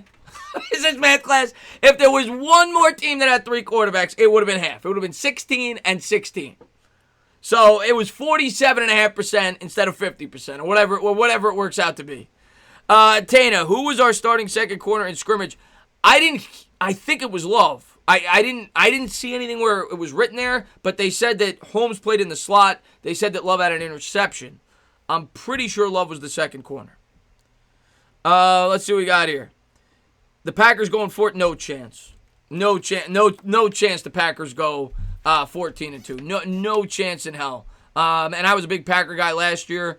I think the Packers go 10-6, 9-7. I don't think they were a true 13-3 team last year. They ain't going 14-2. Let's see what we got here. A rare 8-0 game so far for the... Oh, there you go. What's going on there, Landon? Thanks for popping in the stream, my man. Thank you to everybody for being here, by the way. I appreciate it. We'll go to, like... What do we start at? 8:30? We'll go to, like, 11. Maybe 11:15, whatever. You know, that's when we usually close it out, around 11. So thank you to everybody for being here. Thank you guys for supporting the channel. What's going on, Nikki? Thanks for being here. I appreciate it. Blue Collar, man. Thanks for love. He says, Giants are 6-4, 1 game out of first. Oh, so this is a hypothetical. Okay. Giants are 6-4, 1 game out of first. Our weakest position is the end. Do you trade draft capital for Yannick? Okay, well, first off, I'm almost positive the trade deadline is before that. Somebody in the chat let me know. I think the trade deadline's like week 7. I know it's not 10 games into the season. I'm almost positive of that. When did we get Williams last year? Was it week 7? Was it week 8? That was the trade deadline. So I think he played 8 games for the Giants, so maybe it's week 8. So let's restructure the question. Let's say the Giants are 5-3 after 8. We'll restructure the question. Giants are 5-3 after 8. Do you make a trade for Yannick if he's available? I mean, who knows if Yannick's available at that point in time. Do I make a trade to try to improve the team? I think that's a better question. I don't know, man. It depends on how my team looks in terms of injuries. Are we healthy? Are players outperforming what I expected? How does the rest of our schedule look? And it doesn't look promising, I'll tell you that. The back end of our schedule might be harder than the first. If I think I have a legitimate shot, am I in the lead for the division at that point in time? There's a lot of factors there. But I don't want to hinder my future to try to improve the team this year when I honestly don't think we're winning a Super Bowl this year. Even if we made the playoffs, I don't think we're winning a Super Bowl this year. I don't really want to give away assets. I want this team to continue to build through the draft. If the right deal is there, you make a move. But I don't expect the Giants to be buyers this year. If anything, I think the Giants will be sellers this year. I think you'll see some of our interior defensive linemen being traded, like I've talked about countless times, whether that's Dalvin Tomlinson, whether that's Leonard Williams, along with a couple of other players. But yeah, if we're 5-3 or 6-2, yeah, we could make a move to try to improve the team for the president, maybe make a run at it, but don't bank on it. But it's possible. I personally wouldn't, though. Can we tailgate at MetLife this year, or is that permitted because of... right now, they're not letting fans into the stands, so I would imagine you can't tailgate. And I think they said that's for the season. Maybe they could change that if things improve. But yeah, no, I don't think you could tailgate. But I'll tell you what, when you can next year, hopefully, I will definitely be setting up a tailgate for sure. If not one, maybe for 2 games. What's going on, Johnny boy? Thanks for popping in. John announced, he says, how much better do you think our defense will be? Better. Not great still, but better. I mean, you can't be worse than last year's defense. But yes, I think we'll be better. I still think we'll be not in the middle of the pack. Let's put it that way. But better. I look at Patrick Graham, and it's hard to judge his scheme because he had no talent on that Dolphins defense last year. The Giants have a lot more talent than he did last year. And we still don't have a ton of developed talent. But I think we'd be better. Still not good. We're still improving. I'm not expecting league average. Let's put it that way. Stand up. What's going on, Luciano? Ian says, honestly, I think a trade for Evan Ingram would be good for us if we could get good value, maybe a 3rd-round pick or even a 2nd. He is quite injury-prone, and Ian, I completely agree. But the only way that's going to happen, 1, he has to stay healthy. He's got to stay healthy, and he's got to have a really good start to the season. Evan Ingram's got to go out there. He's got to post 600 yards over the first half of the season. And, make it intriguing for a team to go out and grab him. And then I think you probably would get a 2nd-round pick for a team that's desperate. I mean, you look at last year. Well, the Patriots, what did they give up? They got not even a wide receiver. I can't even remember what the guy's name was. Sanu, right? Mohamed Sanu, I think. They gave up a 2nd-round pick for him. So Evan Ingram, he's still on a cost-effective contract for 1 more year after this year. If Ingram plays well, you'd get a 2nd-round pick for him, I would think. So, and if the Giants are out of it and he's not in the long-term plans, then would be the time to strike. Sounds good, Waterfly. Seen Jalen Reagor drop punts in practice. Also, Eagles O-line look weak against the D-line today. It's hard to judge, though, because maybe the defensive line for the Eagles is really good. We'll see how it all plays out. The Eagles, the offensive line definitely took a big hurt, though. They're losing their guard before the season started. We'll see. Hopefully we get some pressure on them this year, man. For your touchdown dance, please do the I can't do the salsa. I'll try. I can't do it, though. Buy a Packers shirt. It will look better on... No, I can't do that. I do like Aaron Rodgers, though. The comments about the organization was talking about the fans in the stands. Isn't that the organization's choice if they want to have fans in the stands? Maybe not. No, I think it is. But my personal opinion is this. It's an unfair advantage. If one team gets to do it and another team doesn't. If New York decides you can't do that, but Dallas decides you can, that's not fair. It's not an even playing field. So I think it's got to be all for one or none for anybody. Stand up. What's going on, Pedisons? I don't want to trade Ingram. That's why we don't win. We always get rid of players. But Luann, here's the alternative. Let's talk about this. Because let's look at this realistically. Let's look at the New York Giants cap space. And I don't have it in front of me. But let's just say the Giants have about $60 million, $70 million of cap space after the 2021 season. And you haven't extended Saquon Barkley. Are you going to pay Evan Ingram $14 million Benjamin? I'll do it at the end of the stream, man. Thank you very much, man. I really appreciate the love.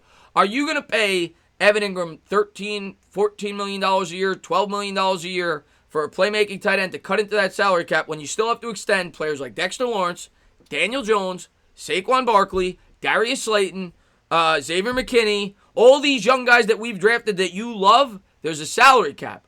You can't keep everybody. And if Evan Ingram is not in the long-term plans because the New York Giants decide Caden Smith could get the job done, we could draft another tight end in the third or fourth round. So that's what you got to ask yourself. You're not going to be able to keep everybody. And if the Giants feel that Ingram is going to be in the long-term plans, have at it. But if he's not in the long-term plans and they don't think he's going to fit into the salary cap, it's better to trade him now than wait a year and not get as much as you would have. So we'll see what the Giants decide to do. I love Evan Ingram. He's a New York Giant. He plays tough. Seems to be a great guy in the locker room. I'm a big fan. But I don't know. I don't know if he's in the long-term plans. No way. He's on. Yeah. Well, that's the name of the game. That's right. Let's see what we got here. No way, Jose. Yeah. What's going on there, Alphabet? Thanks for popping the stream. Yeah, we'll do the chair spin at the end of the stream. We didn't lose 12 games last year because we traded OBJ. Come on, wide receivers don't win games. I agree. You're not going to hear me say that. I mean, I think wide receivers can help win games, but they're definitely not the most important position. I said, in terms of areas of importance, obviously quarterback, the offensive line as a unit is much more important. The defensive line as a unit is much more important, getting pressure on the quarterback. I think a lockdown corner is more important. I think a coverage linebacker is more important. And then you get to the wide receiver. So I agree. Wide receivers, they could help win games, but you're not. You need a lot more than a wide receiver to win football games, and great players on the offense could make up for having lackluster wide receivers. You can't make up for having mediocre offensive linemen. You can't do it. So if you have mediocre wide receivers, but you have an offensive line that gives your quarterback an extra 2 seconds to throw the ball, they could get open. So I'm with you. I don't put wide receiver up there in importance. You can't keep getting rid of players. We need to stay together. That's how we won the Super Bowl. Yeah, I agree, but you can't keep everybody. There's a salary cap. You can't keep everybody. If you could, you look at the New England Patriots. The New England Patriots let everybody go. Nate Solder, boom, goodbye. Everybody goes because they know they have to work within the confines of a salary cap. And that's why drafting is so important because you get to keep those players on cheap contracts. So we'll see. We'll see if Ingram's part of it. Is there a realistic chance that Carter Coughlin makes it on the team? Carter Coughlin, I think, is going to make it on the team. Carter Coughlin is going to make it on the team. I'd be shocked if he doesn't. I don't know if he's going to get a huge role with this team, but yes, I think he's going to make the team. You mean we won't put our corners 10 yards when the other team needs 8? Hopefully not, Coffins. We'll see. I can't guarantee that, but Patrick Graham's going to have an aggressive defense. Expect to see more man coverage. From everything that I've seen on film, everything that I've heard, expect to see man coverage. He played zone coverage a lot less than Betcher did last year. So hopefully that's the case. Last year it was horrible. Bradbury's looking Yeah, it's training camp. I'm not gonna. If he looks in regular season, I'll start to get worried. Okay, yeah, let's go over the Ingram pick. And I know Evan Ingram's a really popular player, and I know that there's some Giants fans, like Luann, who don't like hearing negative things about Evan Ingram. The first thing I'm going to say about Evan Ingram is a supremely talented player. He was well worth the first-round draft pick. He's a matchup nightmare. Let's put health aside, okay, which has definitely been his biggest knock since being with the New York Giants.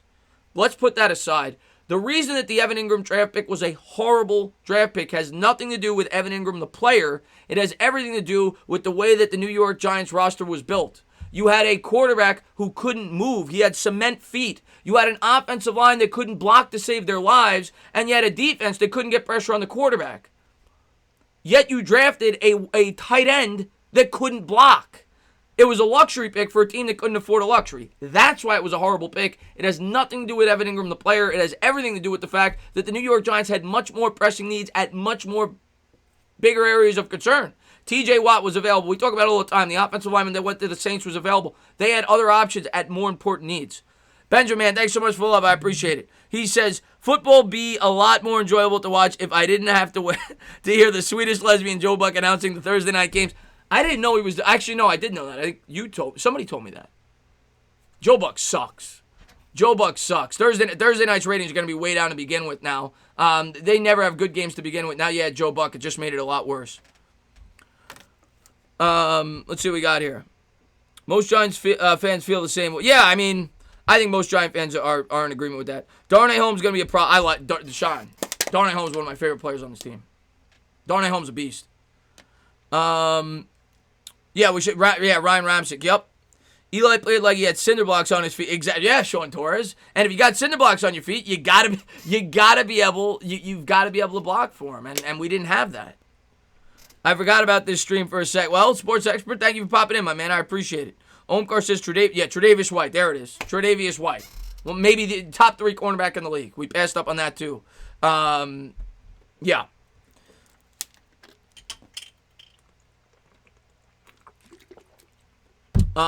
Will New York be number 3 or number 4 in the NFC? I think 3.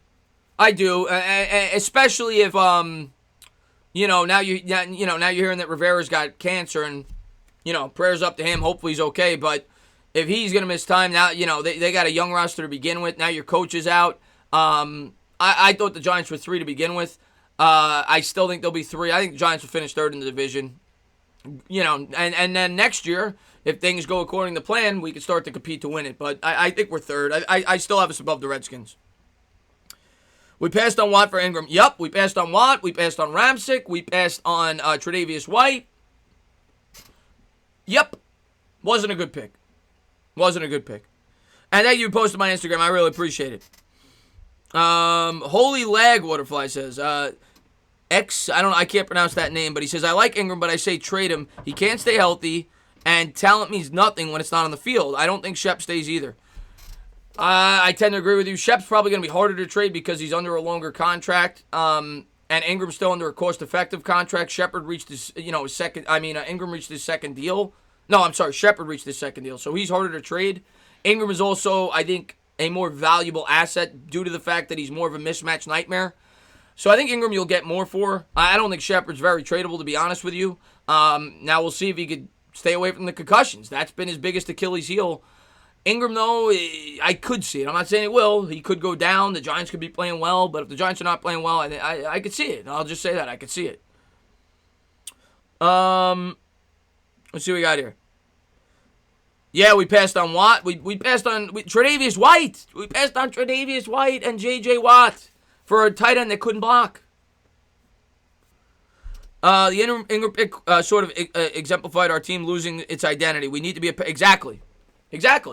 We were trying to be the New Orleans Saints. The New Orleans Saints. We got a Jimmy Graham, and Jimmy Grahams don't work when you can't block. I like Judge a lot. However, I think it's what's up, Sam? I think it's crazy to ask experienced coaches like Garrett to run laps. I get it. But here's what I'll say, Sam. Here's what I'll say, though. Joe Judge, since he's gotten here, I think what he's trying to do, I don't think it has anything to do with, trying to punish the coaches. I think it's trying to say everybody's on equal footing. Nobody's above anybody else, regardless of whether you're the head coach, whether you're the janitor, whether you're the guy 53rd man on the roster, or whether you're Daniel Jones. He wants everybody to feel like the same. That's why I think he's doing it. I mean, you've seen that since he's gotten there. All the coaches went to the combine. They don't have names on the back of their jerseys. He wasn't naming any players by their names. He wasn't naming the starters.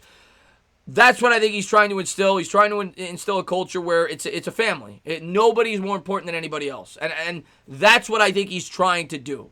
People may say that that's an elementary way about going about doing it, but all I'll say is let's give him a chance. Let's see how it plays out before we start jumping down his throat. Riley, man, thanks so much for love. I appreciate it. Don't get me wrong, I love Saquon, and he is my favorite player in the NFL, but do you think we should have taken Alvin Kamara the year before? The year before, was that was the year we took Ingram, right? No. I'd have to be looking at the board. I'd have to be looking at the board. In the draft year, I'd have to be looking at the draft board. But if it was the year we took Ingram, I would say no. I would have said we should have went off offensive line, or the cornerback, or Watt. And I think it was, right? I think it was Ingram. Let's see what we got here. What's going on, DeGondre Baker? Thanks for popping in. Herschel Walker, what about Herschel Walker? Herschel Walker's the greatest trade in the history of football. It gave the Cowboys 3 Super Bowls, by the way. You're right, card coach. I feel the same. No way Barkley is a generational. No way you. Oh, you're saying no way you trade him. Yeah, I don't want to trade Barkley. I'm glad we drafted him. I get the people who say that we shouldn't have. I understand the logic. Running back, we all agree. Even the people that love Saquon Barkley like myself, we all agree that running back is not the most important position on a team. So I completely understand it. I completely understand the logic that we should have traded down if a trade was there or taken a quarterback. But to all the people that say, because you're not taking a guard there, because that's what I always hear. We should have taken Quentin Nelson.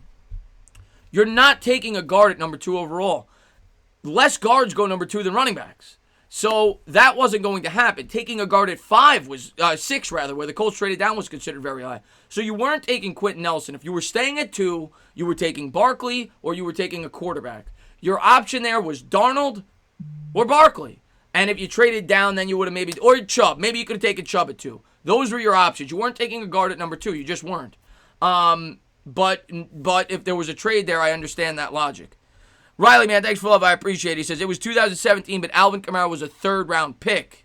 Well, yeah, I mean, Riley, of course. You know, if they could have got him in the 3rd round, of course, they should have grabbed him. Alvin Kamara's a great running back. But the one thing I'll say about Alvin Kamara, 1, he plays in a dome with a fast track. You don't know how he's going to translate to playing at MetLife Stadium. 2, he plays for one of the best offensive minds in football with Sean Payton, who gives him great opportunities, and he's got Drew Brees as his quarterback. 3, he's got the best offensive line in the sport since he's entered the league.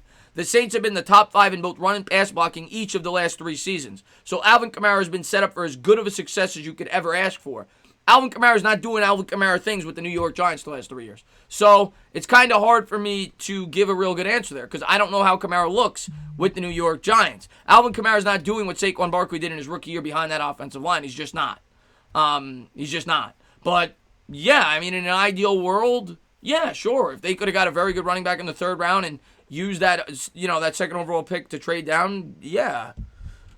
NBA stream, it's possible, Kristaps. I'm not 100% sure. We'll see how it plays out, man. Give Barkley, yeah, the Saints have a great support system. There might be, Jameson. There might be an NBA stream. Probably will be. And Rickson, man, what's going on, my man? He says, about that D. Yeah, Rickson, I was saying, and Rickson's awesome, man. Thank you for popping in the stream, man. I can't get too excited about the D because it's training camp, but it's nice to see that they're winning the battles. It was nice to see that they're winning the battles, but then it makes you start to question the offense. That's why training camp is so hard to judge. The defense looks great. That means the offense might not be that good, though. But we'll see as it goes along. I can't wait to see the D week 1 and the offensive line week 1. That's what I'm really looking forward to when we see them go against an actual opponent and we actually get to watch the whole scrimmage, I think, on the 29th. Got to do more research. Some people said it might be televised tomorrow. I'll do more research. I know it's for sure it's televised on the 29th. So that I will stream. I will stream that. I'll watch that along with you guys. We'll talk about the scrimmage. We'll get pumped up for the season. And I'm looking forward to getting to watch that with you guys. But hopefully the D's the real deal. I think Patrick Graham's a smart guy. We'll see if the defense translates. What's going on there, Sarge? Thanks for popping in the stream, my man. I love Barkley. Barkley's the man. Lorenzo Carter needs to play. Lorenzo Carter is one of the keys to the defense this year. He is. He's a guy. No more excuses for Lorenzo Carter. I'm getting on the Lorenzo Carter bandwagon this year, and maybe I'll look like a fool. Last year, everybody else did. Everybody else did. I remember when I did the live streams. Who's going to lead the team in sacks? Lorenzo Carter. And everybody got on his bandwagon last year. Now everybody's off of it. Everybody's saying Lorenzo Carter's bad. He's not going to be anything. And everybody's on Zimenez. I'm on Lorenzo Carter. I think Lorenzo Carter's going to bounce back this year. Everything I've heard from him, he's in great shape. I think he's going to fit the scheme well. I think we got the type of coaching staff that could get the most out of a player with his athletic upside. I am on the Lorenzo Carter bandwagon this year, and maybe I'll look like a fool, and we'll see how he's used. He may not get a lot of gaudy sack numbers. I think Lorenzo Carter's going to play well for the New York Giants this year. That's my honest opinion. But I'll say this. If he doesn't play well for the New York Giants this year, I've lost hope. You're absolutely right. There's a put up or shut up year for Carter. No doubt about it. What is going on, New York for Life? Thanks for popping in the stream, my man. We gotta leave Evan Ingram alone. He's going to be a superstar with our Giants, even better than Jason Witten. Mark my words. Brick City. I agree. He could be great if he stays healthy. He could be great. He's one of the top 4 or 5 pass catching tight ends in the league. You'll never hear me say otherwise. Got to stay healthy, and if he's in the long-term plans, lock him up. But I think he's got to prove that he can stay healthy before we do that. Let's see what we got here. We have talent at wide receiver. Do you think that if everything goes right for them with injuries, does Daniel Jones throw for 4,500 yards? 4,500 yards. Here's what I'm going to say, man. I don't think we're going to win a lot of games. People say that all the time. Could Jones throw for 4,500 yards? Could Jones throw for... I don't think we're going to win a lot of games if Jones is throwing for 4,500 yards. I don't think it's in this team's best interest for Jones to throw for 4,500 yards. I really don't. I think we'd have a much better record if Jones threw for 3,900 to 4,000 yards efficiently. He doesn't turn the ball over a lot.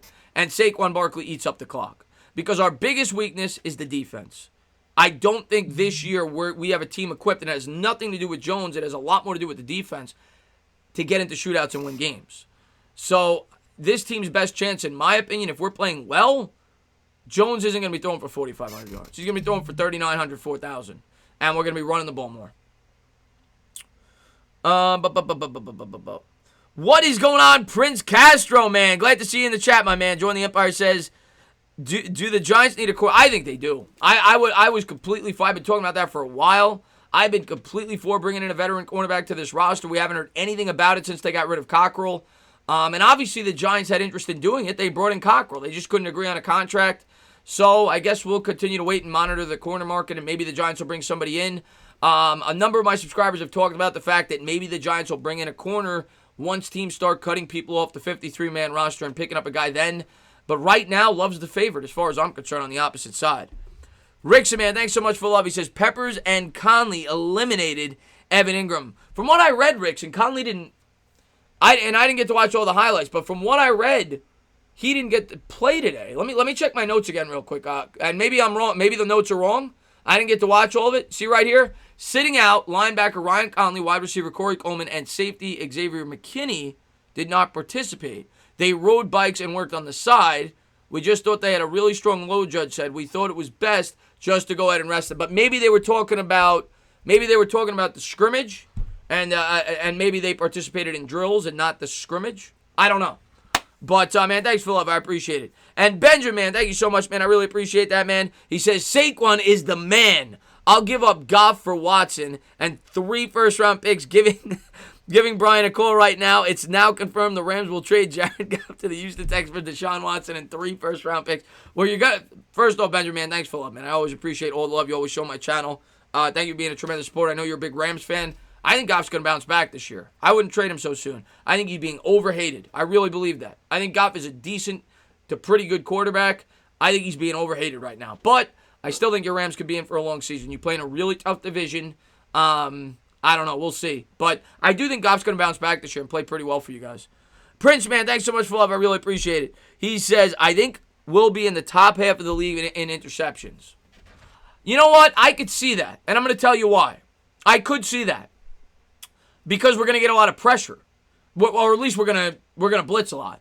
And we're going to try to cause confusion. I think we have playmakers in the secondary. I could see us getting a fair amount of interceptions. I could also see us, though, Prince, giving up a ton of big plays. I think it's going to be an exciting defense, but I think it's going to be a frustrating defense. I think you're going to see at times 3rd and 13, the Giants bring the house, and they hit us for a 50-yard touchdown. I think you're going to see a lot of plays that we give up, big touchdowns, and then I think you may see some more turnovers created. I talk about it all the time. I'm waiting for Dexter Lawrence to get... Everything I heard about Lawrence coming in the league was he was great at batting balls, and we saw a little bit of that last year. I think we're going to see more of it this year. We've got good defensive linemen that I think could collapse the pocket. I think we're going to see a lot of blitzes, and yeah, I think that could create opportunities for turnovers. So I could see us creating our fair share of interceptions. I don't think that's a horrible prediction. I really don't. Thanks for love, man. I appreciate it. And Jordan, man, thank you very much, man. Thank you for being here. Week 4, Rams going to get smacked. I hope so, word. If we're going to make the playoffs, that's a game we got to win. And I'm going to favor the Rams going in. It's in L.A., but if we're going to make the playoffs or at least compete to make the playoffs the last couple weeks, we got to win that Rams game. And we got to win one of the... We got to start 2-2. And that's not going to be easy. It's not going to be easy with the schedule we got. Do you have a podcast on Spotify? Not yet. Thanks, right? These guys have good ball in air instincts. Yeah, we got some playmakers out there, and because of the aggressive nature of our defense, I think the offenses could turn the ball over at a decent rate. But like I said, we're also going to give up big plays. I think we will give up big plays. Think the defense will be on. If we're on the field 70% of the time, we're not winning many games. We're not winning many games. I promise you that. If we're on the field, the Giants better have about 20 oxygen tanks ready for each player. If we're going to be on the defense, going to be on the field 70% of the time. It's going to look like we're playing in Denver at Mile High Stadium. Rose Tap, man, thanks so much for that, man. I really appreciate it. Hearing that Parsons is a better prospect than Devin Bush and Devin White coming out, we got to pick him up. Devin White was I love Devin White. Devin White, of course, went a pick before we picked. When we got Daniel Jones at 6, he went to the Bucs. Devin White was a beast when you watched him on film. Former running back, unbelievable athlete. If that's true, I'm all for it. Like I said, I've seen highlights of Parsons. Haven't read a lot up on him because we're not even close to the draft yet. I know that, I've talked to some Penn State fans that are subscribers on my channel that are big fans of his. I'm all for bringing him in if he's the real deal. And, yeah, I was a huge fan of Devin White. I remember he rode in on the horse. He had a pet horse. Absolutely, man. I think we need a linebacker. We've needed a linebacker for a long time. So, definitely a guy to keep your eye on next year in the draft for sure, depending on where we're picking. And he already opted out, so maybe he drops a little bit. And maybe if we're at 8 or 9, maybe he gets to us. Who knows if the other teams play. Let's see what we got here. Did you see the Graham Gano interview? I did not. I know that he went 6 for 6 today, rather. I did not see the interview. Ingram is good, and so is Shepard. Can they stay on the field is the question. That's always been the question for us, Mexican Giant. And that's the thing. Like, everybody's ragging on our wide receivers. I don't think our wide receivers are bad. I think our wide receivers are pretty good. They're just injury prone. But Golden Tate is underrated. I'm sorry. Golden Tate was good for us last year. He was. And Shepard, when he's on the field, is a good receiver. Slayton, I think, has the highest ceiling. And Ingram's a good target at the tight end spot. Not to mention, you got Barkley to throw to. The weapons are there. They just can't stay healthy. But I think our weapons are fine. We don't have an elite wide receiver, but I think our weapons are fine. Would a Barkley trade be the same as a Herschel Walker trade? No. JMA, a couple of reasons for that. The main reason, one, the Herschel Walker trade happened before the salary cap era. Okay? So you didn't have to pay running backs what you'd have to pay now. You wouldn't have to commit 15% or 10% of your cap to a running back back then. There was no salary cap. But the biggest reason, running back was valued much higher back then than it is now. You go back, you look at the teams in the 90s. Everybody talked about Barry Sanders, Emmitt Smith, Curtis Martin, Jerome Bettis. The running back position is not valued the way it is back then now. Every team had a bell cow running back back then. Every team. I'm thinking back about all the great running backs. Natron Means, Fred Taylor, Marshall Faulk. Every team had a bell cow running back then. Now, most teams have a running back by committee. It's not the same value system, and there was no salary cap. So, no, Saquon Barkley's not going to get you anywhere near the price tag, even though he's just as every bit talented as Herschel Walker. He's just not. It's a different time. Let's see what we got here. Who believes the Giants' first win will be against the God, I hope not, Fabian. I hope not. And no, I think we'll get a win before then. I can't tell you the game yet, but I think we'll get a win before then. Should have gotten Jerry Jeudy. Great. I know you love the wide receivers, Wuda. I can't justify taking a wide receiver with all the needs that we had. I just can't. But I could see us drafting a wide receiver in this year's draft now that we've improved the offensive line. Any news regarding Yannick Ngakoue? Nothing to report. I saw that Slurpee came in here, one of my best sports influencers. If he's still in here, go over there, subscribe to him. He said that the Jaguars came out. They're not looking to trade him. We'll see. Who knows? I mean, Jacksonville's gonna say that they're trying to keep their value as high as they possibly can. But I guess that's the news of the day. I didn't see that, but supposedly that came out. The Redskins have a top 5 defense. I'm not gonna go that far, but I do think the Redskins have a good, at least an emerging defense. I'll say that. Not top 5. No, they could be eventually, not yet, but they definitely have 2 really good young edge rushers. They've got a decent interior defensive line. They could be in a couple, maybe next year, but not yet. Not yet. Such pessimism, such a shame. I'm not going to say we're not going to win a game till week 6. I'm not going to be that pessimistic. I try to be realistic, but I'm not going to be that pessimistic. Now, maybe it happens, but I'm not saying that. If we drafted anything other than tackle, we'd be screwed right now for the O-line. I agree. Especially with Nate Solder opting out. Daniel Jones would be dead. Love this. Thanks for answering my questions. You got it, John. Thank you so much for being here, buddy. And I hope I answered them. I hope. I try to answer as many as I can. It's not easy when you got 350, 360 people, and I try to answer everybody's. It's not easy. Problem-solving properties. Thanks for popping in. He says, do you think our 1-2 punch running backs with Barkley and Lewis will be a nightmare for the opposing defenses? I don't know if nightmare. I mean, Barkley's a nightmare by himself. I don't think Lewis is a great backup running back. I think he's he's a veteran guy. Gallman and Leak may very well end up being the second running back by year's end. I think our running back core is sufficient behind Barkley. I wouldn't say we have great depth there, but Barkley should be a nightmare. Barkley, running behind Andrew Thomas and Will Hernandez, should be a nightmare. I'm expecting Barkley to the left side a lot this year. Let's put it that way. I think our running game will be better, much better this year. I really do. The main reason being you have a healthy Barkley and you have what we hope is a much improved offensive line, specifically on the left side. Not to mention a more experienced quarterback who's better at pre-snap reads. I think our running game is going to be good this year. I do. I'm not saying it's going to be great. I think it's going to be good. Let's see what we got here. We don't need an elite pass rusher. We need elite cornerbacks.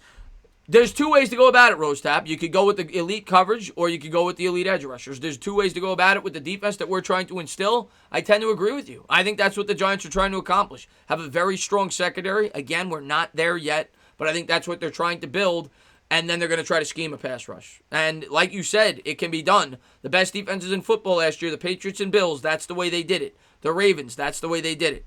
Do you think Corey Coleman will finally prove himself this year? I don't think he's going to get the opportunity unless we have injuries, and I don't want us to have injuries. So I'm going to say no. If he gets the opportunity, could Coleman be a decent threat in the passing game? Sure, why not? He's a former first-round pick. He's got speed. He projects to fit this system pretty well. Sure. I don't think he's going to be unbelievable, but could he step in and be a decent receiver for us? Yeah, I think he could. But I think his primary, when we're healthy, I think his primary role with this team is going to be kick returns. Let's see what we got here. I would be very surprised if Barkley doesn't get 100 yards every game. That's asking a lot. 100 yards every game, I don't think that'll happen. Could he average 100 yards a game? Yes, definitely. He definitely could have 1,600 yards on the ground. I don't know. I don't think he's going to get 100 yards a game. I think you'll have some games where the Giants have to game plan differently because they stuff the box, things like that. But that should be the goal. Every week should be to get the ball to Barkley as much as you can. I appreciate that, Luann. Thank you very much, man. I'm hearing Gates is winning the bet. Yes, Ramdre. Real quick, I'll go over the notes for anybody that might have just popped in. This is what I gathered. From the sites that I look at when it comes to the Giants. I think Giants Wire. I was on Giants.com, and I was on Big Blue Interactive. This is where I got all the stuff. Sitting out today, we already went over that. We'll go backwards. Special teams, Graham Gano was 6 for 6 on field goal attempts throughout the scrimmage, as those kicks were on the far end, I think one was over 50 yards. So there you go. Gano had a really good day. They said Dixon did well also. Hopefully Dixon doesn't have to punt too much this year. Other notables on defense, Devontae Downs, an afterthought a season ago, was a player to watch. He seems to have caught the eye of the coaching staff. Rough day for cornerback Grant Haley. And to the contrary, it was a very good day for Darnay Holmes. We'll get into that. But Haley, of course, the guy kind of competing for him at the slot. He was beaten several times by Sills and Bachman. Though he did have one pass defensed while covering undrafted free agent receiver Austin Mack. Cornerback Askew Henry had back-to-back pass breakups on throws from quarterback Cooper Rush. So Askew Henry seemed to have a pretty good day, the undrafted free agent from the XFL. And then at center, Nick Gates. I think you just asked me about that. Nick Gates, bidding for the starting center job, had a clean day Friday in his work with Jones. He's done a good job, Jones said, playing a lot of center. I thought he's done a good job. So there you go. Nick Gates is getting a lot of opportunities at the center spot. And there you go. And next up, Daniel Jones today was 10 of 22. It says with an interception. He did have a couple touchdowns, so I think they missed that. Really nice day for undrafted running back Javon Leak, who showed explosive bursts 2 or 3 occasions. Rookie cornerback Darnay Holmes had the interception of Jones and appeared to work exclusively in the slot throughout the day. So there's some of the news, some of the notes. Derek Dillon had a couple of drops, says it right there. Leak had a really good day from everything I read. Barkley had a really good day. Jones started off really poorly, bounced back, played better. So those were some of the things we went over. TJ Brunson had a pretty good day. Sills had a really good day. The undrafted second-year wide receiver caught a touchdown. And, Darnay Holmes, again, was the star of training camp. So there's some of the news and the notes from training camp today. Logan Martinez, Nick Gates definitely taking center job. I think he is. That's what it looks like. Nick Gates is taking the center job. Let's see what we got here. I think the Steelers game is a lot better than some think. If we win this game, it'll do so. I think the Steelers game is a great barometer for the New York Giants to start off the season because I don't think they're a great team. I think they're a pretty good team. You're at home. I think we get a good grasp of the type of football team we at least have at the start of the season with a team like the Steelers. The Steelers aren't this great football team. They're a team that is pretty good. I think they're around an 8 to 10 win team, and we'll see how we measure up. I think it's a really good test to start the season. New York for Life, thank you so much for love. He says, Chris, you told me in private there would be a light-skinned baddies named Natalie and Nicole in the stream bending their knees. Was I being lied to? I'm sorry, New York for Life. I had to get you into the stream. Bends the knees, but maybe next time.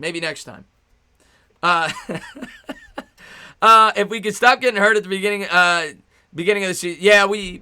What's the score, by the way? I see a lot of you guys talking about the Dallas Mavericks game. What's the score? Also, I know a couple of you guys asked me to do the basketball games. You guys want me to do the basketball games? I'm going to do it. The Mets aren't playing right now. I will do it. What basketball game do you want me to do tomorrow? That is the game that I will do. Maybe I'll do a doubleheader. Tell me what games you guys want me to do. Those are the games I will do. Who has the more talented roster, Eagles or Cowboys? Not close. I know Bigger Mike's in here. He doesn't want to hear that. Cowboys have the most. That doesn't mean they're going to win the division. The Cowboys had the most talented roster last year, but the Cowboys have the most talented team in this division. They have arguably the best wide receiving core in the league. If not, it's top 3 or 4. They have the best offensive line in the division. I'm not going to say Dak's the best, but with all the surrounding parts, he's going to perform well. They got Zeke, the second best running back in the division, and they've got the best linebacking core in the division. They've got a good defensive line. The Cowboys are the most talented team in the division. 58-47 Clippers. There you go. Okay. And Shakur, man, thanks so much for love, man. I really appreciate it. He says, what do you think about bringing in cornerback Tremaine Johnson for a trial? Yeah, I brought him up in my last video as one of the free agents that are still out there at the cornerback in terms of a veteran that we could look to bring in. There's a few others. He's one of them. I'm all for bringing in guys like that.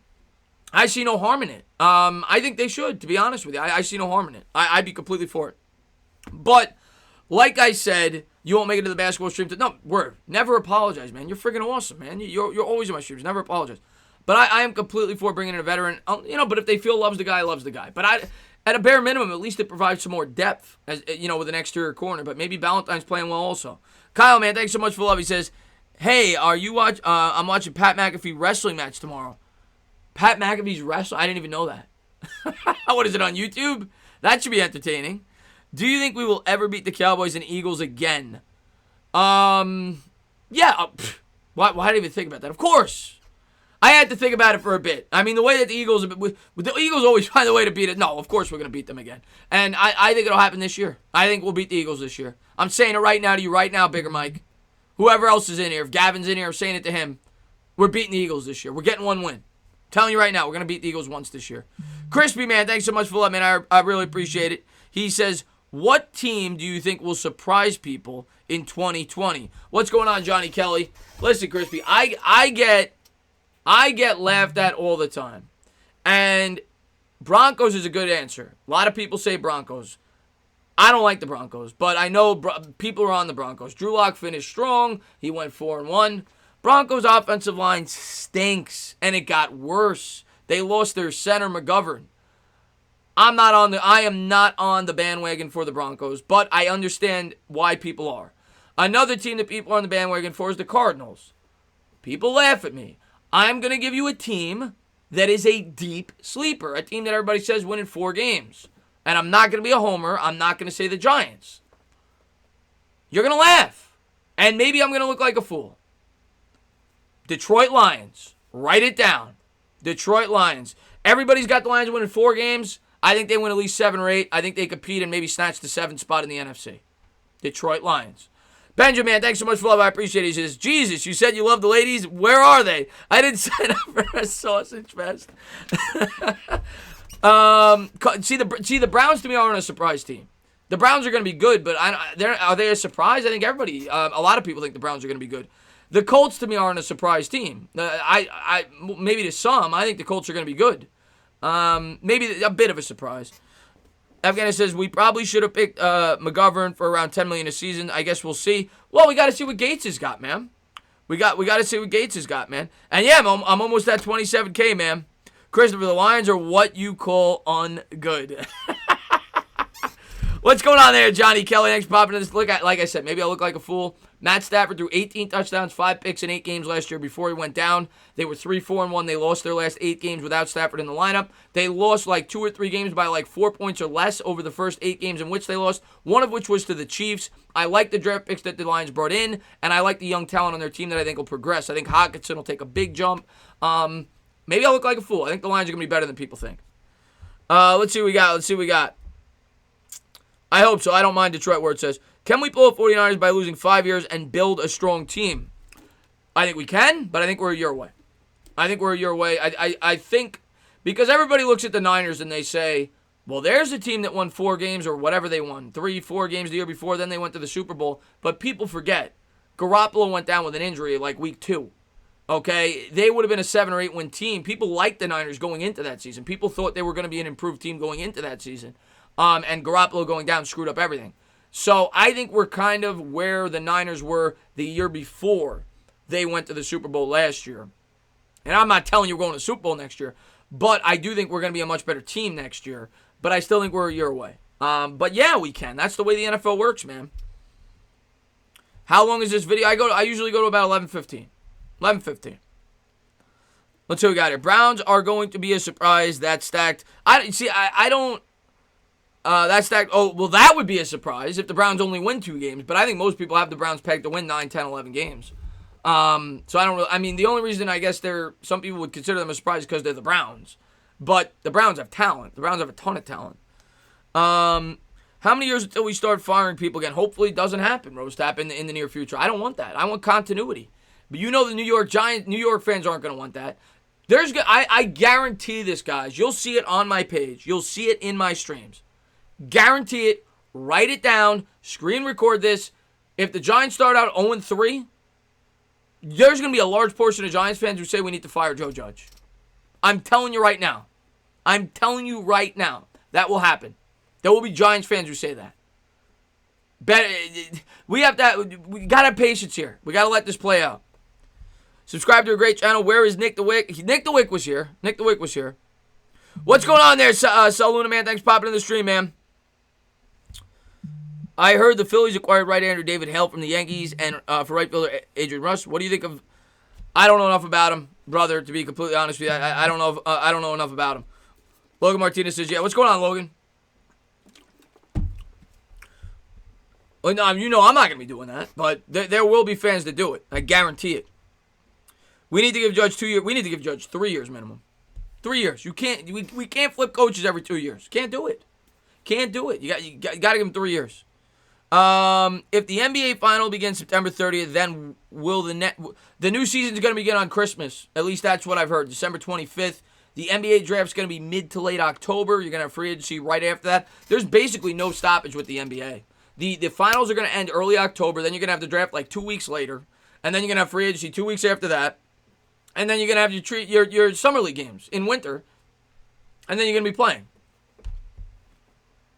Yeah, spike that like, guys. I appreciate it. If you haven't done so, please hit that thumbs up, subscribe, ring the bell. Just 3 weeks away, guys. I feel like we should just give Joe Judge a try. We really, yeah, exactly. You got no choice. 172 likes, 354 in the room. Come on, guys. Thank you, Elvis, man. Thanks for that, man. I appreciate it. If Judge goes, everyone else goes. Judge ain't going. Judge got to get 3 years. Judge got to get 3 years, no matter what. Chat room is lit. What's good, Tana? How are you, my man? Coming back to Greenpoint soon. Thrill. That's right. You're the Green. If I move back to Brooklyn, I'm gonna live in that area. I love Greenpoint. Right on the border of Williamsburg. I love living there. And I might be. I'll let you know. We'll see. But I love Brooklyn. Brooklyn's awesome. I absolutely love it. All fun and games till the Eagles go 19-0. Oh, we're already getting. See you guys. Bigger Mike, the token Eagles fan. Bigger Mike's already starting. I mean, we're used to it. He's got the Eagles going 19-0. How many games do you think we will win? 6. I got 6 or 7, between 5 and 7, 8 or 9 if everything breaks right. But realistically, I'll say 6 and 10. Judge will be good. He just needs he needs experience and he needs the players to mature. I saw Dak Prescott buying a New York Jets jersey. No joke. Carmelo Anthony's in the chat, by the way. Carmelo, thanks for popping in the stream, my man. Eagles ain't doing nothing this year. Hate to tell you, Eagles fans, if you're in here. I appreciate you guys being great supporters of my channel. You might make the playoff. You're not doing nothing. The Eagles might win 8 or 9 games. You're not doing nothing this year. How do we not go back-to-back to the playoffs? 2017 is the most disappointing season I've ever experienced as a New York Giant fan. 2016, we go 11-5. The team looks great. The defense looks unbelievable. We go into that year. We had Brandon Marshall. We draft Evan Ingram. You think the offense is going to be much better. Everything goes wrong. And you know what I blame first? Ben McAdoo's haircut.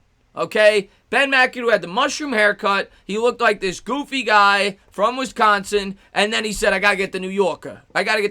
He slicks back the hair. He tries to look like this tough Goomba. And the team goes 3-13.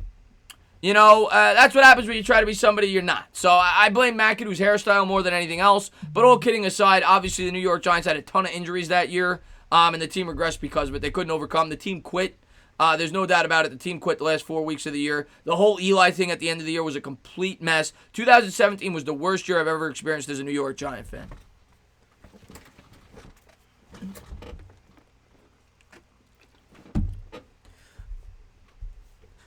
Yeah, the haircut. I blame the haircut. He had the mushroom haircut, and then he slicks back the hair. He thought he was in the mob. Unfortunately, I think Miles Sanders will be really good for them, but there was a reason he was behind Saquon. He is really good, but he's not Saquon. He's not close. John says, I just want that defense to make major steps this year. I think that the D and the run will be our bread and butter with Daniel Jones playing mistake-free. That's got to be what we try to achieve, John. That's got to be what we try to achieve. That's got to be the team we get back to. That's when New York Giants football's at its best. We pound it down your throat. We stuff the run. We get after the quarterback, and the quarterback makes plays when they need to be made. That's what Eli Manning was. I mean, obviously in 2011, he was more than that. He had to carry the team. But overall, when the Giants are at their best, that's the type of team they are. Everything went bad for me. That's right, man. New York Giants have to win under DJ's rookie contract at 100%. I did a video on that. You look at, there's only been 5 quarterbacks in the history of football since the salary cap era, 1995, that have won a Super Bowl in which they've taken up more than 10% of the team's cap. And most of them were right around 10 to 12, 13%. Very few were in the 20% range, which is what these guys are getting now. They're getting 18 to 20% of the cap. The quarterback market has ballooned out of control. But only 5 quarterbacks have done that. Eli Manning was actually one of them in 2011. Manning, Brady, they were all Hall of Fame quarterbacks. Manning, Brady, Peyton, I think, was one. I can't remember the other 2. But only 5 quarterbacks have ever done it. Ron, man, thanks so much for love. I appreciate it. He says, what do you think of the Sills kid? Looks pretty good so far. I've been on the Sills bandwagon now for months. Everybody's been talking about the other undrafted free agent wide receivers. I've said he's one of the 2 favorites for me. I'm going to continue to say that. I think it'll be him and Victor. I think they're both fighting out, and I think both of them will probably make the team now that Cody Corn went down. I like Sills, man. I like Sills when we picked him up last year. The guy had 33 touchdowns his last 2 years in college. He's a tall red zone threat. Why not? Why can't he make the team? So, yeah, I'm rooting for him. He had a really good day today by all accounts. Scored a touchdown. I think Sills is going to make the team. I do. I think Sills is going to make the team. Anything on Chris Williamson? I haven't heard much, Rose Tap. I think I heard that he played. I haven't heard much. I think I read a little bit on him, maybe yesterday. I haven't heard much about him though. I think we will have a good. I love your optimism, Johnny. Chris, I got to go have a great night. Let's go, G-Man. Brendan, man, you have a great night, man. Thank you for being here. Thank you for being such a great and wonderful supporter of the channel. I know you like coming to the streams. The Mets, I think you're in my Mets streams. Obviously not doing those right now, but I'll mix in a few basketball streams. I'm going to be doing more Giant streams as well.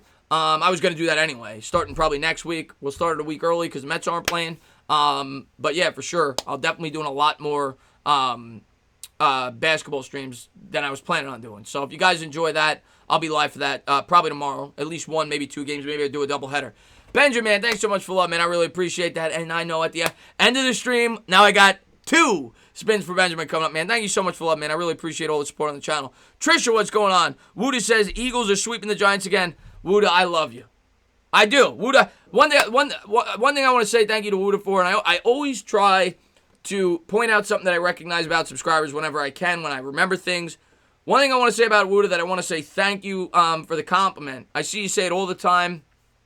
Whenever I'll have like a guest on, or I'll go on somebody else's channel, Wuda will be like, well, the guy seems cool, but I only want to go to you for my Giants information. And I take that as a huge compliment. So I want to say thank you to Wuda. But one thing I'll say about Wuda, and it is what it is. We all root for our team. We all think about our team in our own ways. Wuda is very down, and I can't blame Wuda. Wuda is very down on the New York Giants. And Wuda, I hope that they prove you wrong, and I'm sure that you do too. But I get where you're coming from. They've won 12 games in 3 years. What's going on? HTTR for life in the chat. What's going on, my man? Thank you for popping in, buddy. Do you think Andrew Luck is the biggest what-if player? Andrew Luck, yes. I think he's up there. Because here's the thing. There's a couple of what-ifs for Andrew Luck. First, what if? What if Andrew Luck never retired? But a bigger what if for me is, what if the Indianapolis Colts were a competent organization? What if the Indianapolis Colts realized we should have given this guy an offensive line throughout his career, and he never had the injuries, and he was able to progress and become a better football player throughout his career? He's a huge what if. Andrew Luck is one of the most talented quarterbacks I've ever seen coming out of college, out of Stanford. Was the most talked about quarterback probably in the last 10 years in terms of a college prospect, and he was a great NFL quarterback. But they didn't support him with the right team. He got banged up. He got knocked around, and he was never what he should have been. He's a huge what if. Let's see what we got here. Waterfly says, if you wait to the end to take care of anyone, you either need to compensate double or he may stop. Waterfly, what's going on there, JX? Thanks for popping on the stream. I'm just laughing because he really thinks the Eagles would do something. This is our surprise year. Let's be positive. Card coach, I like the positivity, man. Gary sees that Eagles team that won the Super Bowl is gone. They're going into rebuild after this year. I agree. Mike, soak it up. Soak it up this year, buddy. Love you, Bigger Mike. Soak it up this year, my man. After this year, I think you guys are in rebuild mode. Soak it up this year, baby. You're here, you're listening, you're interacting. Hit that like. Thank you very much, Elvis. Sacred Dust says, if you could bring on anyone from the New York Giants as a guest, who would you choose? On the current team or ever? Ever, it's got to be Eli Manning. And most people would say Lawrence Taylor. He's the greatest Giant ever. Eli Manning is my guy. Right here. He's my guy. My favorite athlete, not just on the Giants, any team I've ever rooted for. But on the current team, it'd have to be Barkley. I love Saquon, man. As soon as the Giants drafted Saquon, I was at Modell's the next day. Usually I wait. I'm conservative with my jerseys. I said, I'm getting a Saquon. So it'd be Saquon Barkley. Saquon's the frickin' man. And number 2 would be Joe Judge. It'd be Barkley and Judge. Eli all day, man. Should we pick up another kicker to compete with Gano? I mean, it couldn't hurt. You want to bring in a kicker to compete with him? He seems to be getting the job done today. I wouldn't be against it, but we'll see. Waterfly. Waterfly, thanks for love, man. Yeah, we'll do that at like 11:15 at the end of the stream, man. But thank you guys so much for love, man. Word with 187 likes. Thank you very much, guys. Thank you to everybody for being here. Let's try to get that up to 200. I appreciate each and every one of you guys for being here, showing all the love and support you guys always do on the channel. Thank you guys for being here. I do appreciate it.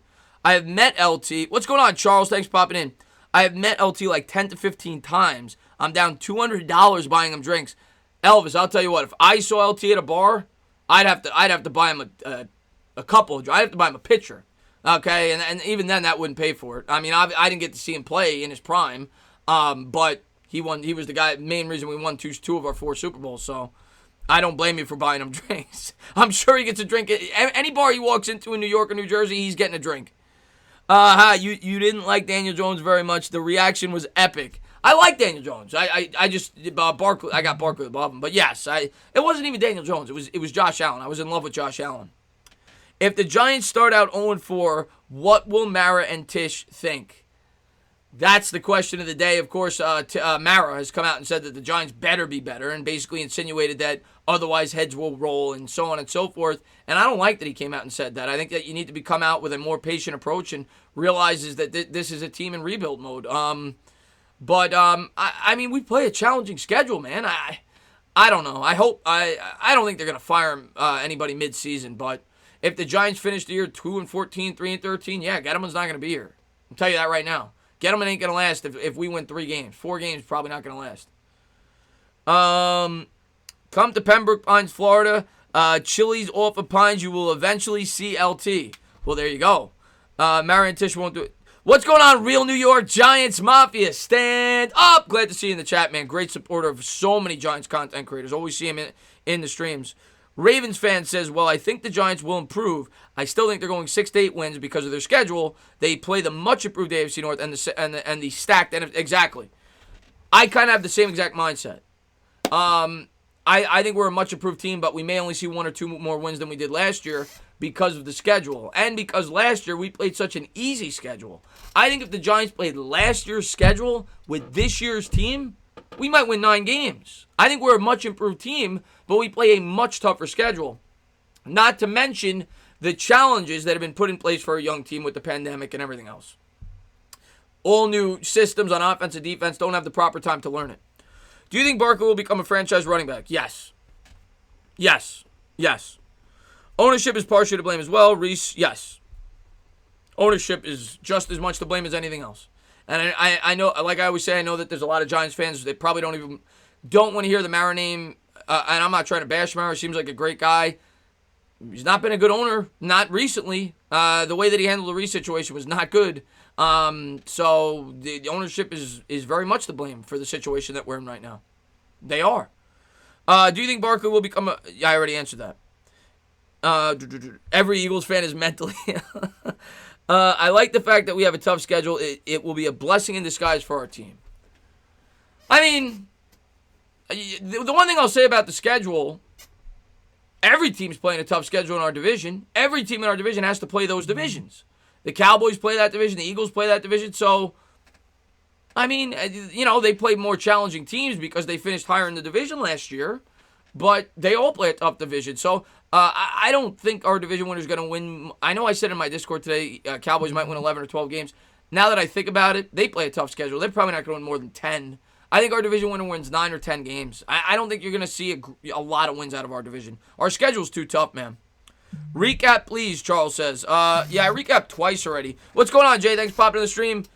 But I went over all the notes from today. I mean, if you go back to the beginning of the stream at the end, I pulled up all the notes from today. But Javon Leak played very well. Darnay Holmes got a pick. They said it was one of the highlight plays of training camp. So he continues to impress. Daniel Jones struggled early on. He finished, I think, 11 for 21 with a touchdown or 2 and an interception, I think. Who else had good days? I'm trying to remember. No injuries. Oh, the kicker did really well. Gano was 6 for 6. He hit a field goal over 50 yards. Yeah, I'm trying to remember. Julian Love had an interception. Nick Gates played center. They said he did well. He's been playing the center position. Those are some of the notes, and there was a few more. Like I said, if you go back to the beginning of the stream at the end, it was basically the first thing I pulled up. Let's see what we got here. In a league where it's a game of inches, hard versus soft doesn't matter any given Sunday. I agree with that. Any given Sunday, anybody could win. I agree with that. And you can't judge your schedule before the year starts because every week, every team looks different. You know what I'm saying? Like, if we play the Cowboys week 5 and Dak Prescott has COVID, they're a different team. So you can't judge your schedule before the year starts because, especially in a year like this with COVID and the injury factor in the NFL, you don't know what these teams are going to look like week in and week out. Just look at baseball. The Mets, they haven't been able to play the last 4 games because of COVID. So you don't know what these teams are going to look like. You can't judge a schedule before the year starts. You could predict and look at it and say, well, these teams look to be good before the year starts, but every year there's surprises. We'll take it week in and week out. That's the way you got to look at it, guys. You got to go into this year optimistic. Take it week in and week out. Do you think Haskins will have a good season this year? No. I haven't. No, I don't. And I know that people have come out and said that he's lost weight. He looks positive. And I'm not a Haskins basher. I think Haskins has a tough situation there, especially with Rivera going down now. We'll see if he coaches with the cancer. They don't have great weapons. They don't have a great offensive line. I do not like Haskins this year. I just don't. He might be decent. I don't think he's gonna be that good this year. He could be good in the future. They gotta get him more support. Let's see what we got here. We have to keep in mind how fast these receivers are. They were going up against the season. Our corners are very young. I really hope they give it their all this year. Well, that's all we could ask for this year. We got a young team. You got to hope that they go out there and show effort, man. I don't even think he might not. I mean, Alex Smith's been getting good reviews, and Haskins has not looked good from what I've heard from football team fans. I think Kyle Allen gets the start. Maybe Kyle Allen does. Offensive rookie of the year and defensive rookie of the year. Yeah, it might be Alex Smith. I kind of worry about Alex Smith with the injuries. I almost don't want him to play. I worry about his injuries, but they said he looked good in camp. Offensive rookie of the year, defensive rookie. I mean, I got to go with Chase Young for defense. I mean, offense, Burrow's probably the logical choice, being that he's going to start the whole year. He's the chalk pick. If you want me to go with somebody outside of him, you could go with the running back on, I'm forgetting his name, the running back on the Chiefs. I don't know why I'm forgetting his name. He'd probably be my pick. If I'm not going with a quarterback, I'll pick the running back on the Chiefs, because the Chiefs historically, Andy Reid is a brilliant offensive mind. You look what he's gotten out of running backs in the past with guys like Jamal Charles, all the Eagles running backs, Brian Westbrook and LaShawn McCoy, so on and so forth. So I would go Young on defense. I would go the running back on the Chiefs for offensive rookie of the year, if it's not Burrow. Let's see what we got here. When Chris does spins at the end, he should sing while doing it. Two birds, one. Not tonight, but maybe in the future. Maybe in the future if I have a song ready. Chris, I don't think Haskins is much more than a decent backup. If Alex Smith is healthy again, Haskins holds a clipboard. I could see it, man. Who was your favorite? Yeah, Clyde Edwards. There it is, Andy Garcia. Thank you for letting me know that. Yep, Clyde Edwards would be my pick. Who was your favorite hire? Joe Judge. But, if you're not talking head coach, probably Colombo. Yeah, Chase Young's a beast, man. Yeah, Clyde Edwards-Helaire. He'd probably be my pick for offensive rookie of the year. I'm not going to say CeeDee Lamb. CeeDee Lamb's really talented, but here's the thing with CeeDee Lamb. I can't see CeeDee Lamb getting more than 900 yards because look at all the mouths they have to feed there. You have Gallup, and you have Amari Cooper, and you got Zeke. They got a lot of mouths to feed over there. So I don't think CeeDee Lamb will get maybe 1,000 yards. I can't see him having a mega year. So if I was going to take a receiver, man, maybe I would go with Lamb if I was picking a receiver, but I just don't think he's going to get a ton of opportunities. I think I'd probably go Judy if I was going to pick a receiver. But yeah, I wouldn't go Lamb. Benjamin, he says, for my spins, yes, I will. Yes, I will. I owe you two. Any word on who got Corona? The only word that I got is that officially it was not Pete Alonso. Pete Alonso came out and said that it was not him. But I don't think the actual player's name came out yet. The Giants can beat the Cow. Anybody can beat anybody. If the Giants lost Week 16 last year, we could have had them. Yeah, but we got Andrew Thomas instead. So we got the guy that could block him and protect our quarterback. That's the way you got to look at it, man. Are we getting Clowney? No. I'd be shocked. No. Don't expect any big-name players at this point. McKinney defensive. I love the optimism, man. McKinney defensive rookie of the year. Anything's possible. He's probably in the top 5, 6 in the discussion, but I got to go Chase Young. I was shocked when the Giants hired Joe Judge. I went, who? Then I watched his press conference and said we got a ball coach. Elvis, the only reason that I knew who Joe Judge was is because I have a YouTube channel. If I didn't have a YouTube channel, I wouldn't know who he was. I did some research because I made some videos on every coaching candidate that they brought in, and you could actually go back and watch that video. And nobody watched. The funny thing is, out of all the coaching videos I made, because I think they had set up about 7 interviews. So I did a video for Don Wink Martindale. I did one for Bieniemy. I did one for what's his name, the DB's coach from Dallas. They brought him, Chris Richard. They brought him in. Mike McCarthy. So I did a bunch of them, and I did Joe Judge, and it got by far the fewest views because nobody thought we were going to hire him, including myself. But in the video, I did say I completely could see why the Giants are bringing this guy in based on the research that I've done and some of the things that I've read. When I saw that the guy, obviously, I knew he learned under Belichick. When I saw he was a special teams coordinator, he learned under Saban. But the thing that impressed me the most was his intelligence and some of the things that I read and the work ethic that people said about him. The guy was working to be, getting his doctorate in teaching, well coaching full-time with the New England Patriots. So that shows me the guy's got tremendous work ethic. He got promoted to be the wide receivers coach with New England, and he seems to be very intelligent. That's what I said in the video. I said, I really like this guy. I think he's going to be a head coach one day. I don't think it'll be with the Giants because it doesn't seem like the type of guy that the Giants would hire. He's 38 years old. He's inexperienced. So I wasn't as surprised as maybe everybody because people didn't know who he was. But I wasn't going crazy when they hired him. I was like, all right, I see why they hired him. Probably wouldn't have been my first choice, but at the time, but I see why they hired him. Joe Judge, more like Joe Mama. Do I see Andrew Thomas as the next Tyron Smith? I'll sign up for that right now, please. We're going to win the Super Bowl. I love your optimism, Charles, man. I really do. I heard we're maybe trading for Yannick. Where'd you hear that, John? Where'd you hear that?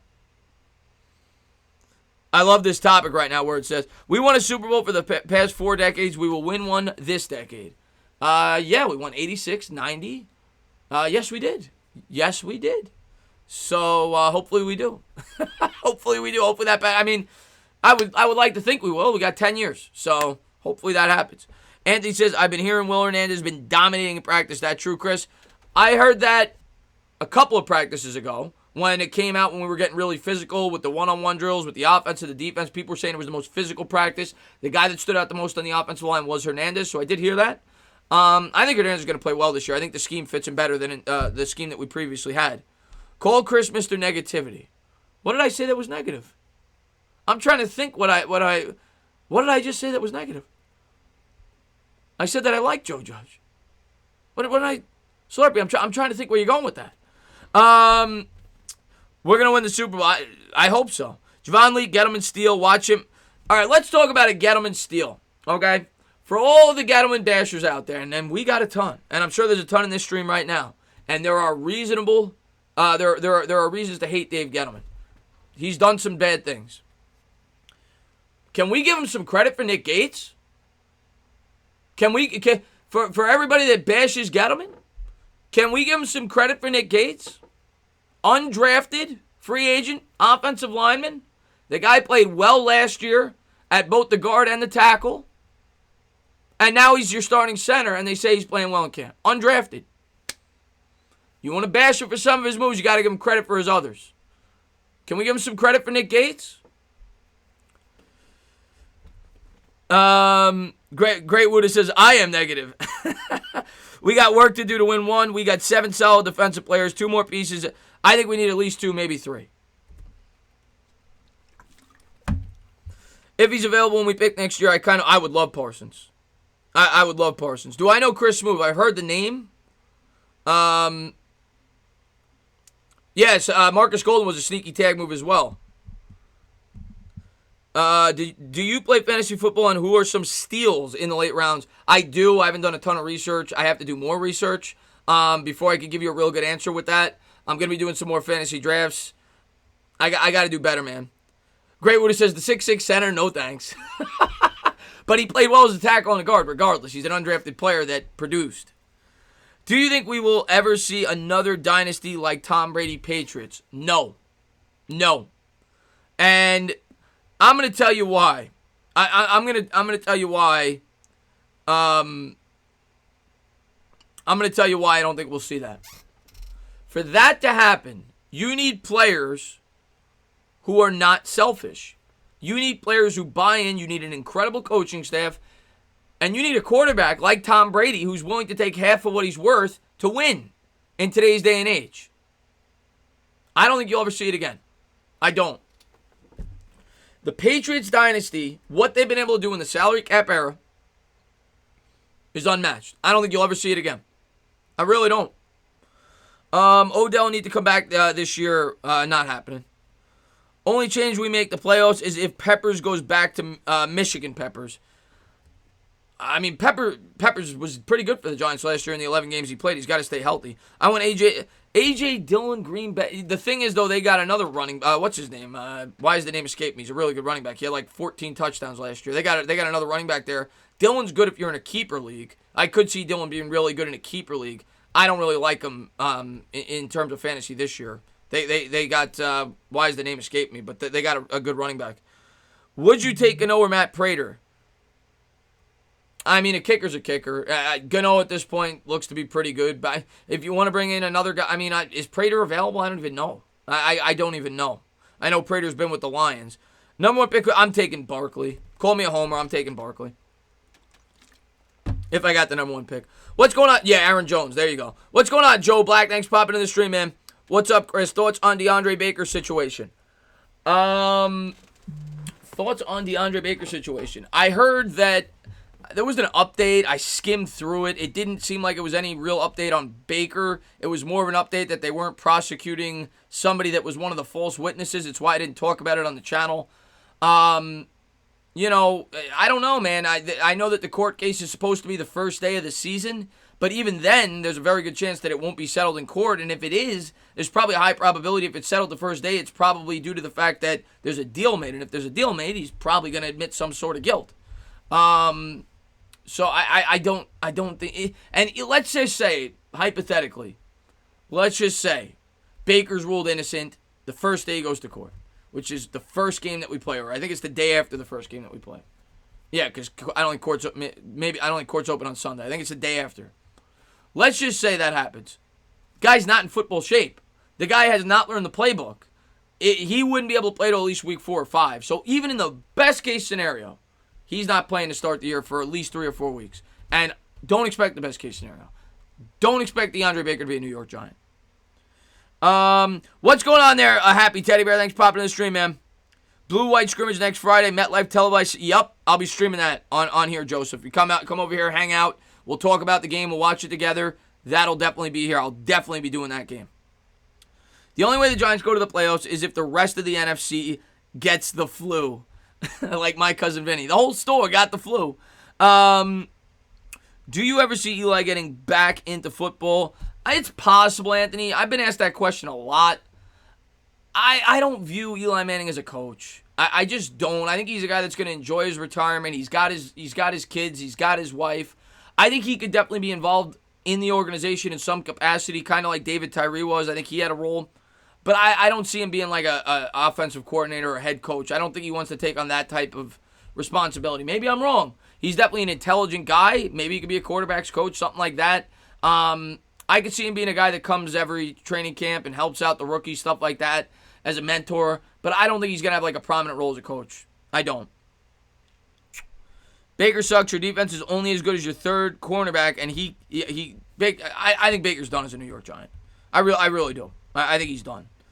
We're cursed. How can Dunbar go free, but we lose a cornerback?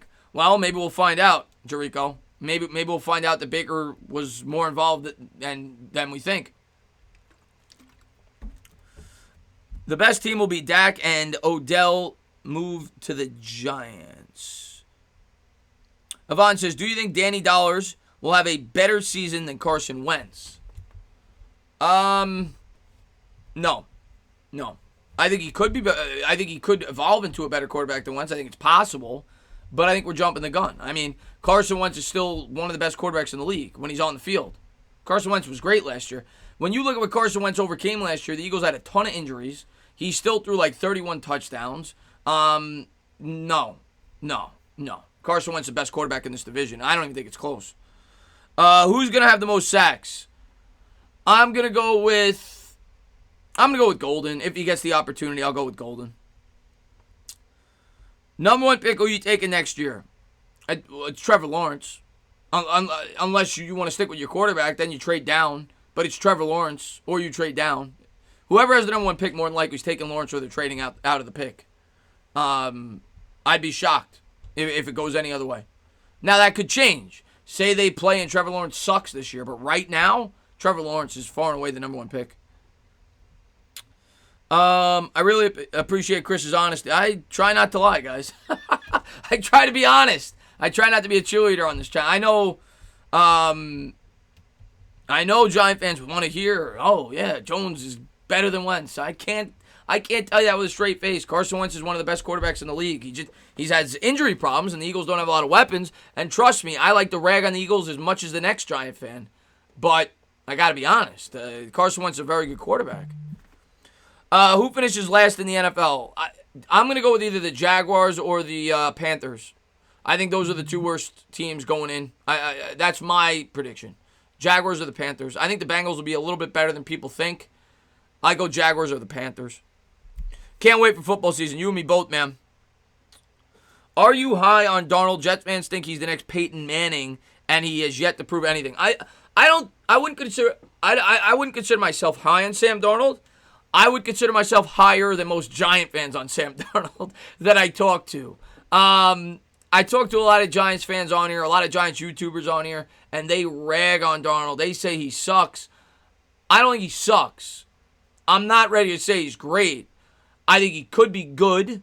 This is what I'll say about Darnold, man. It's hard to evaluate him because what has he had? The Jets have had the worst. They might have the worst offensive line in football last year. They had no weapons. They still have no weapons. So he's been given as bad of a situation as you could possibly have for the most part. And he still went 7-6 as a starter last year. So do I think Darnold's as bad as people make him out to be? No. Do I think he's great?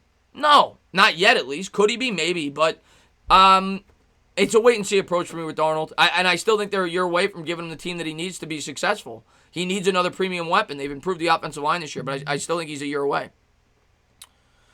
I'm here, just not talking. What's going on, MMKG? Thanks for popping in the stream, man.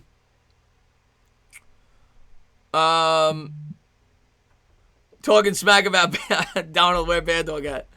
Chris, when the football season starts, will you go over to Chris Sonor to the sidelines and have him say the kick is Gucci? Oh yeah, Sonor's definitely gonna be. If Sonor's in the stream, I'm gonna make him do all the special team statistics after every field goal. Do you think Xavier will have a big year? I hope so. I think he's gonna get every opportunity to. I think he's gonna see a lot of snaps. He plays for the Jets. He does. He does play for the Jets. What are your honest thoughts on Rosen? I think Rosen's another guy. I never liked Rosen. I never wanted Rosen on the New York Giants. That was before I was on YouTube. I never liked Rosen. But it had very little to do with his talent. It had almost everything to do with his temperament and how I thought he would handle the New York media and the New York spotlight. He seemed like a guy, I don't know. It was just something about him I didn't like. I think he's a talented quarterback.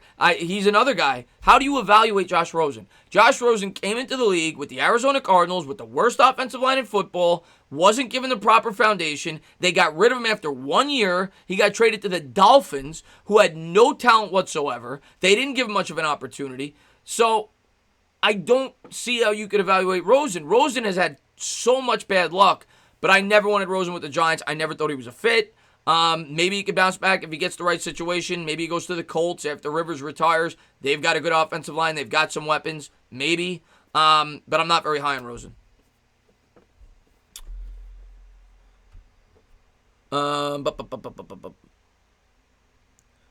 Yeah, he got screwed, Joe Black. Let's see what we got here. When does the Redskins become good? I think you're still at least a year away. You're kind of on the same time frame as the Giants. And a lot of it's going to depend on your quarterback. And, a lot of it depends on Haskins. If Haskins isn't good, you're still at least 2 years away. If Haskins proves to take a step forward this year, maybe it accelerates the process and you could be decent next year. Because you have the defense, at least evolving. But Haskins is the key. More than likely, you're right. More than likely, at this point, Rosen looks like he'll be a career backup. Ian Graham. More than likely, you're right. I like Rosen. If he ever gets a fair shot at success, I think he could do it. He's never had a fair shot. You're right. It's the same thing with Darnold, though. If you're going to say that about Rosen, you have to be fair. And I know Giant fans want to rag on Darnold. And I don't hate the Jets. I know a lot of Giants fans hate the Jets and a lot of Jets fans hate the Giants. But if you're going to say that about Rosen, you got to say the same thing about Darnold. I mean, Darnold's been given nothing. I mean, what has he had with the Jets? Who's his receivers? His offensive line was worse than the Giants last year. So neither quarterback was set up for success. Let's see what we got here. I think the Colts killed Luck's. Yes, they did. The offensive line was abysmal. I haven't been able to watch football the past couple years because of the terrible officials. Have they gotten any better? Ray West says. I want you to watch my channel, so I'm going to say yes. No, I'm kidding, Ray West. No, the officials still stink. The officials stink. Just like in baseball. I see you in my Mets streams all the time. The umpires stink too. But yeah, no, the officials stink. San Francisco hangover, what are your thoughts? I do not believe in the San Francisco hangover.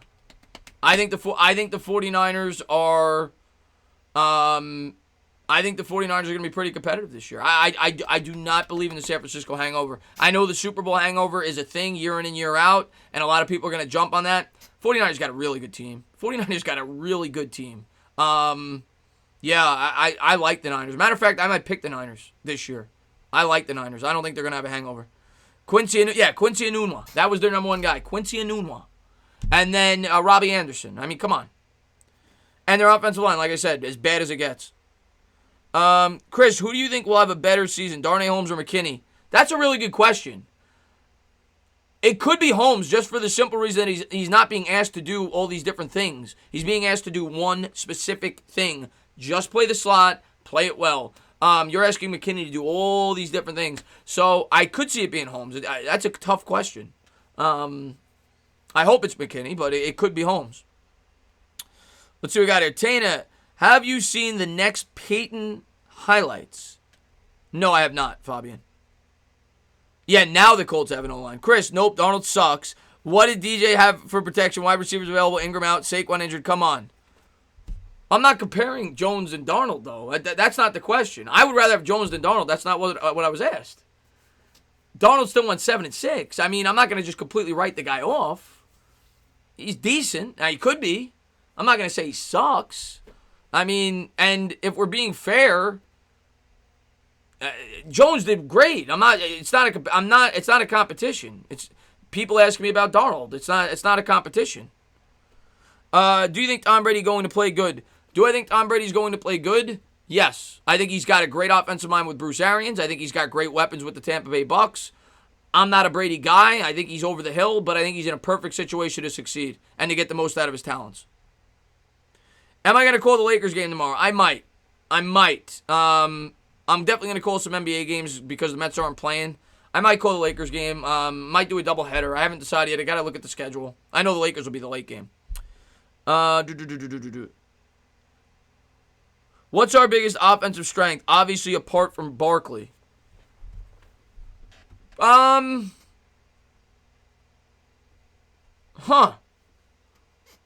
would say the guards on the offensive line. I think that's the next sure thing. I mean, I'm pretty confident. I'm pretty confident with our guards on the offensive line. I think Hernandez is going to be much improved this year.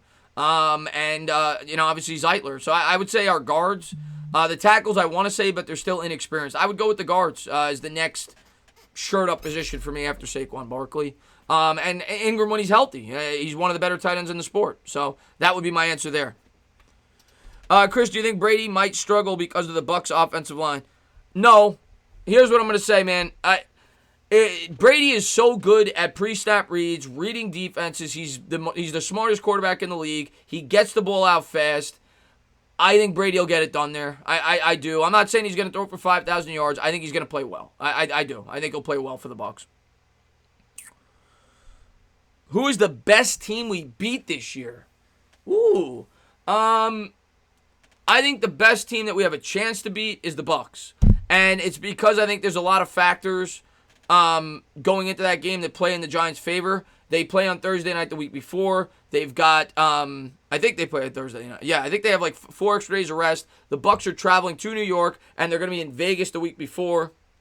So I think there's a lot of factors in the Giants' favor going into that game. So if I was going to pick a game that would be a somewhat big upset that the Giants, I think, could pull out, it would be the Bucs game. And I do think we could beat the Eagles this year. I think we're going to beat the Eagles this year. I think we're going to split with the Eagles. Nuggets or Jazz, who do you think will win? Jazz. Jazz are up 2-1. I think the Jazz are going to win that series. Jazz should be up 3-0, to be honest with you. Donovan put up 57 the first game and they lost. I think the Jazz are going to win that series. Everyone, and now they got their point guard back, Conley. I definitely think the Jazz are going to win that series. Everyone was so far up Kyler Murray's butt that he won. Kyler Murray could be great, could be phenomenal. He's being overhyped. He has not earned that hype yet. He's being overhyped. Could be great. Do you see the Ravens going for a Super Bowl this year? They definitely could. To me, they're the second best team in the AFC. It's the Chiefs, the Ravens, and I personally have maybe the Bills third, but it's a clear top two, the Chiefs and the Ravens. And the Ravens, if there's one team that's equipped to beat the Chiefs better than anybody else, it's the Ravens. The way that you're going to beat the Chiefs is running the football. That's what the Ravens do. They ran the ball 54% of the time last year. So the Ravens definitely are the team that's best equipped to beat the Chiefs. I think they could beat them, but I'm still going with the Chiefs. But if we beat the Ravens, our season will look good. Yeah. I don't think we're going to, but yeah. Eli scored higher than Brady and Peyton on the one. I did not know that, Sabrina. I think we're going to win 3 games in the division. I don't know if it's 3 splits. I don't know if it's, we sweep the Skins and we split with the Eagles and get swept by the Cowboys. I'm predicting 3 divisional wins this year. I think we go 3-3 in the division. That's my prediction. Chiefs, Ravens, Colts, Bills in my order. I could see that. That's a good order, Mike. I could see that. I like the Colts. If the Mets drafted Kyler Murray in Major League Baseball, what would your reaction be like when when he chooses the NFL? Oh, God. I would have flipped out, man. The Oakland A's drafted him, thankfully. But that would be the Mets' luck, of course. And instead we end up with Tim Tebow. Dwayne "The Rock" Johnson come out of retirement to play for the... No, he owns the XFL. And thank you for posting my channel there, man. I really appreciate it. Do you see Zeitler retiring as a Giant? That's so tough to say. His contract's up after this year. That's so tough to say. I don't know if he's in the long-term plans. We drafted Lemieux. I could see them re-upping the contract. My guess would be no, but it's possible. What are your thoughts on Michael Pittman? Michael Pittman was one of my favorite receivers in this year's draft. He went a little earlier than I thought he would. He went above Mims. I thought Mims would go above him. But I was a big fan of Michael Pittman. I thought he'd be a good third-round target for the Giants if he ever dropped to 99. I didn't expect that. I thought he'd go like 60 to 70. But yeah, I like Michael Pittman. I thought he was being undervalued. No, he was thought to have the best hands of any receiver, or among the best hands of any receiver in this draft class. He's got height. I think he's 6'2". Yeah, I'm a fan of Michael Pittman. Are you ready for the OBJ revenge game? That's the game I'm looking forward to most outside of the division this year. Absolutely, man. Let's rock and roll, baby. NBC will have Joe Judge mic'd up. All right, yeah, I'm definitely streaming that. So come on over here for that. We'll hang out. We'll watch it together. That game will be on this channel. I'm definitely streaming that scrimmage. But 206 likes. Come on, guys. Thank you, Elvis, for letting me know. But, guys, we're actually going to close it out. It's 11:12. We've been on for almost 3 hours. I just want to say, once again, we had over 300 people in here pretty much throughout the whole stream. You guys are friggin' awesome. I always love talking Giants football with you guys. I'm going to do 3 spins. I know I owe them for you.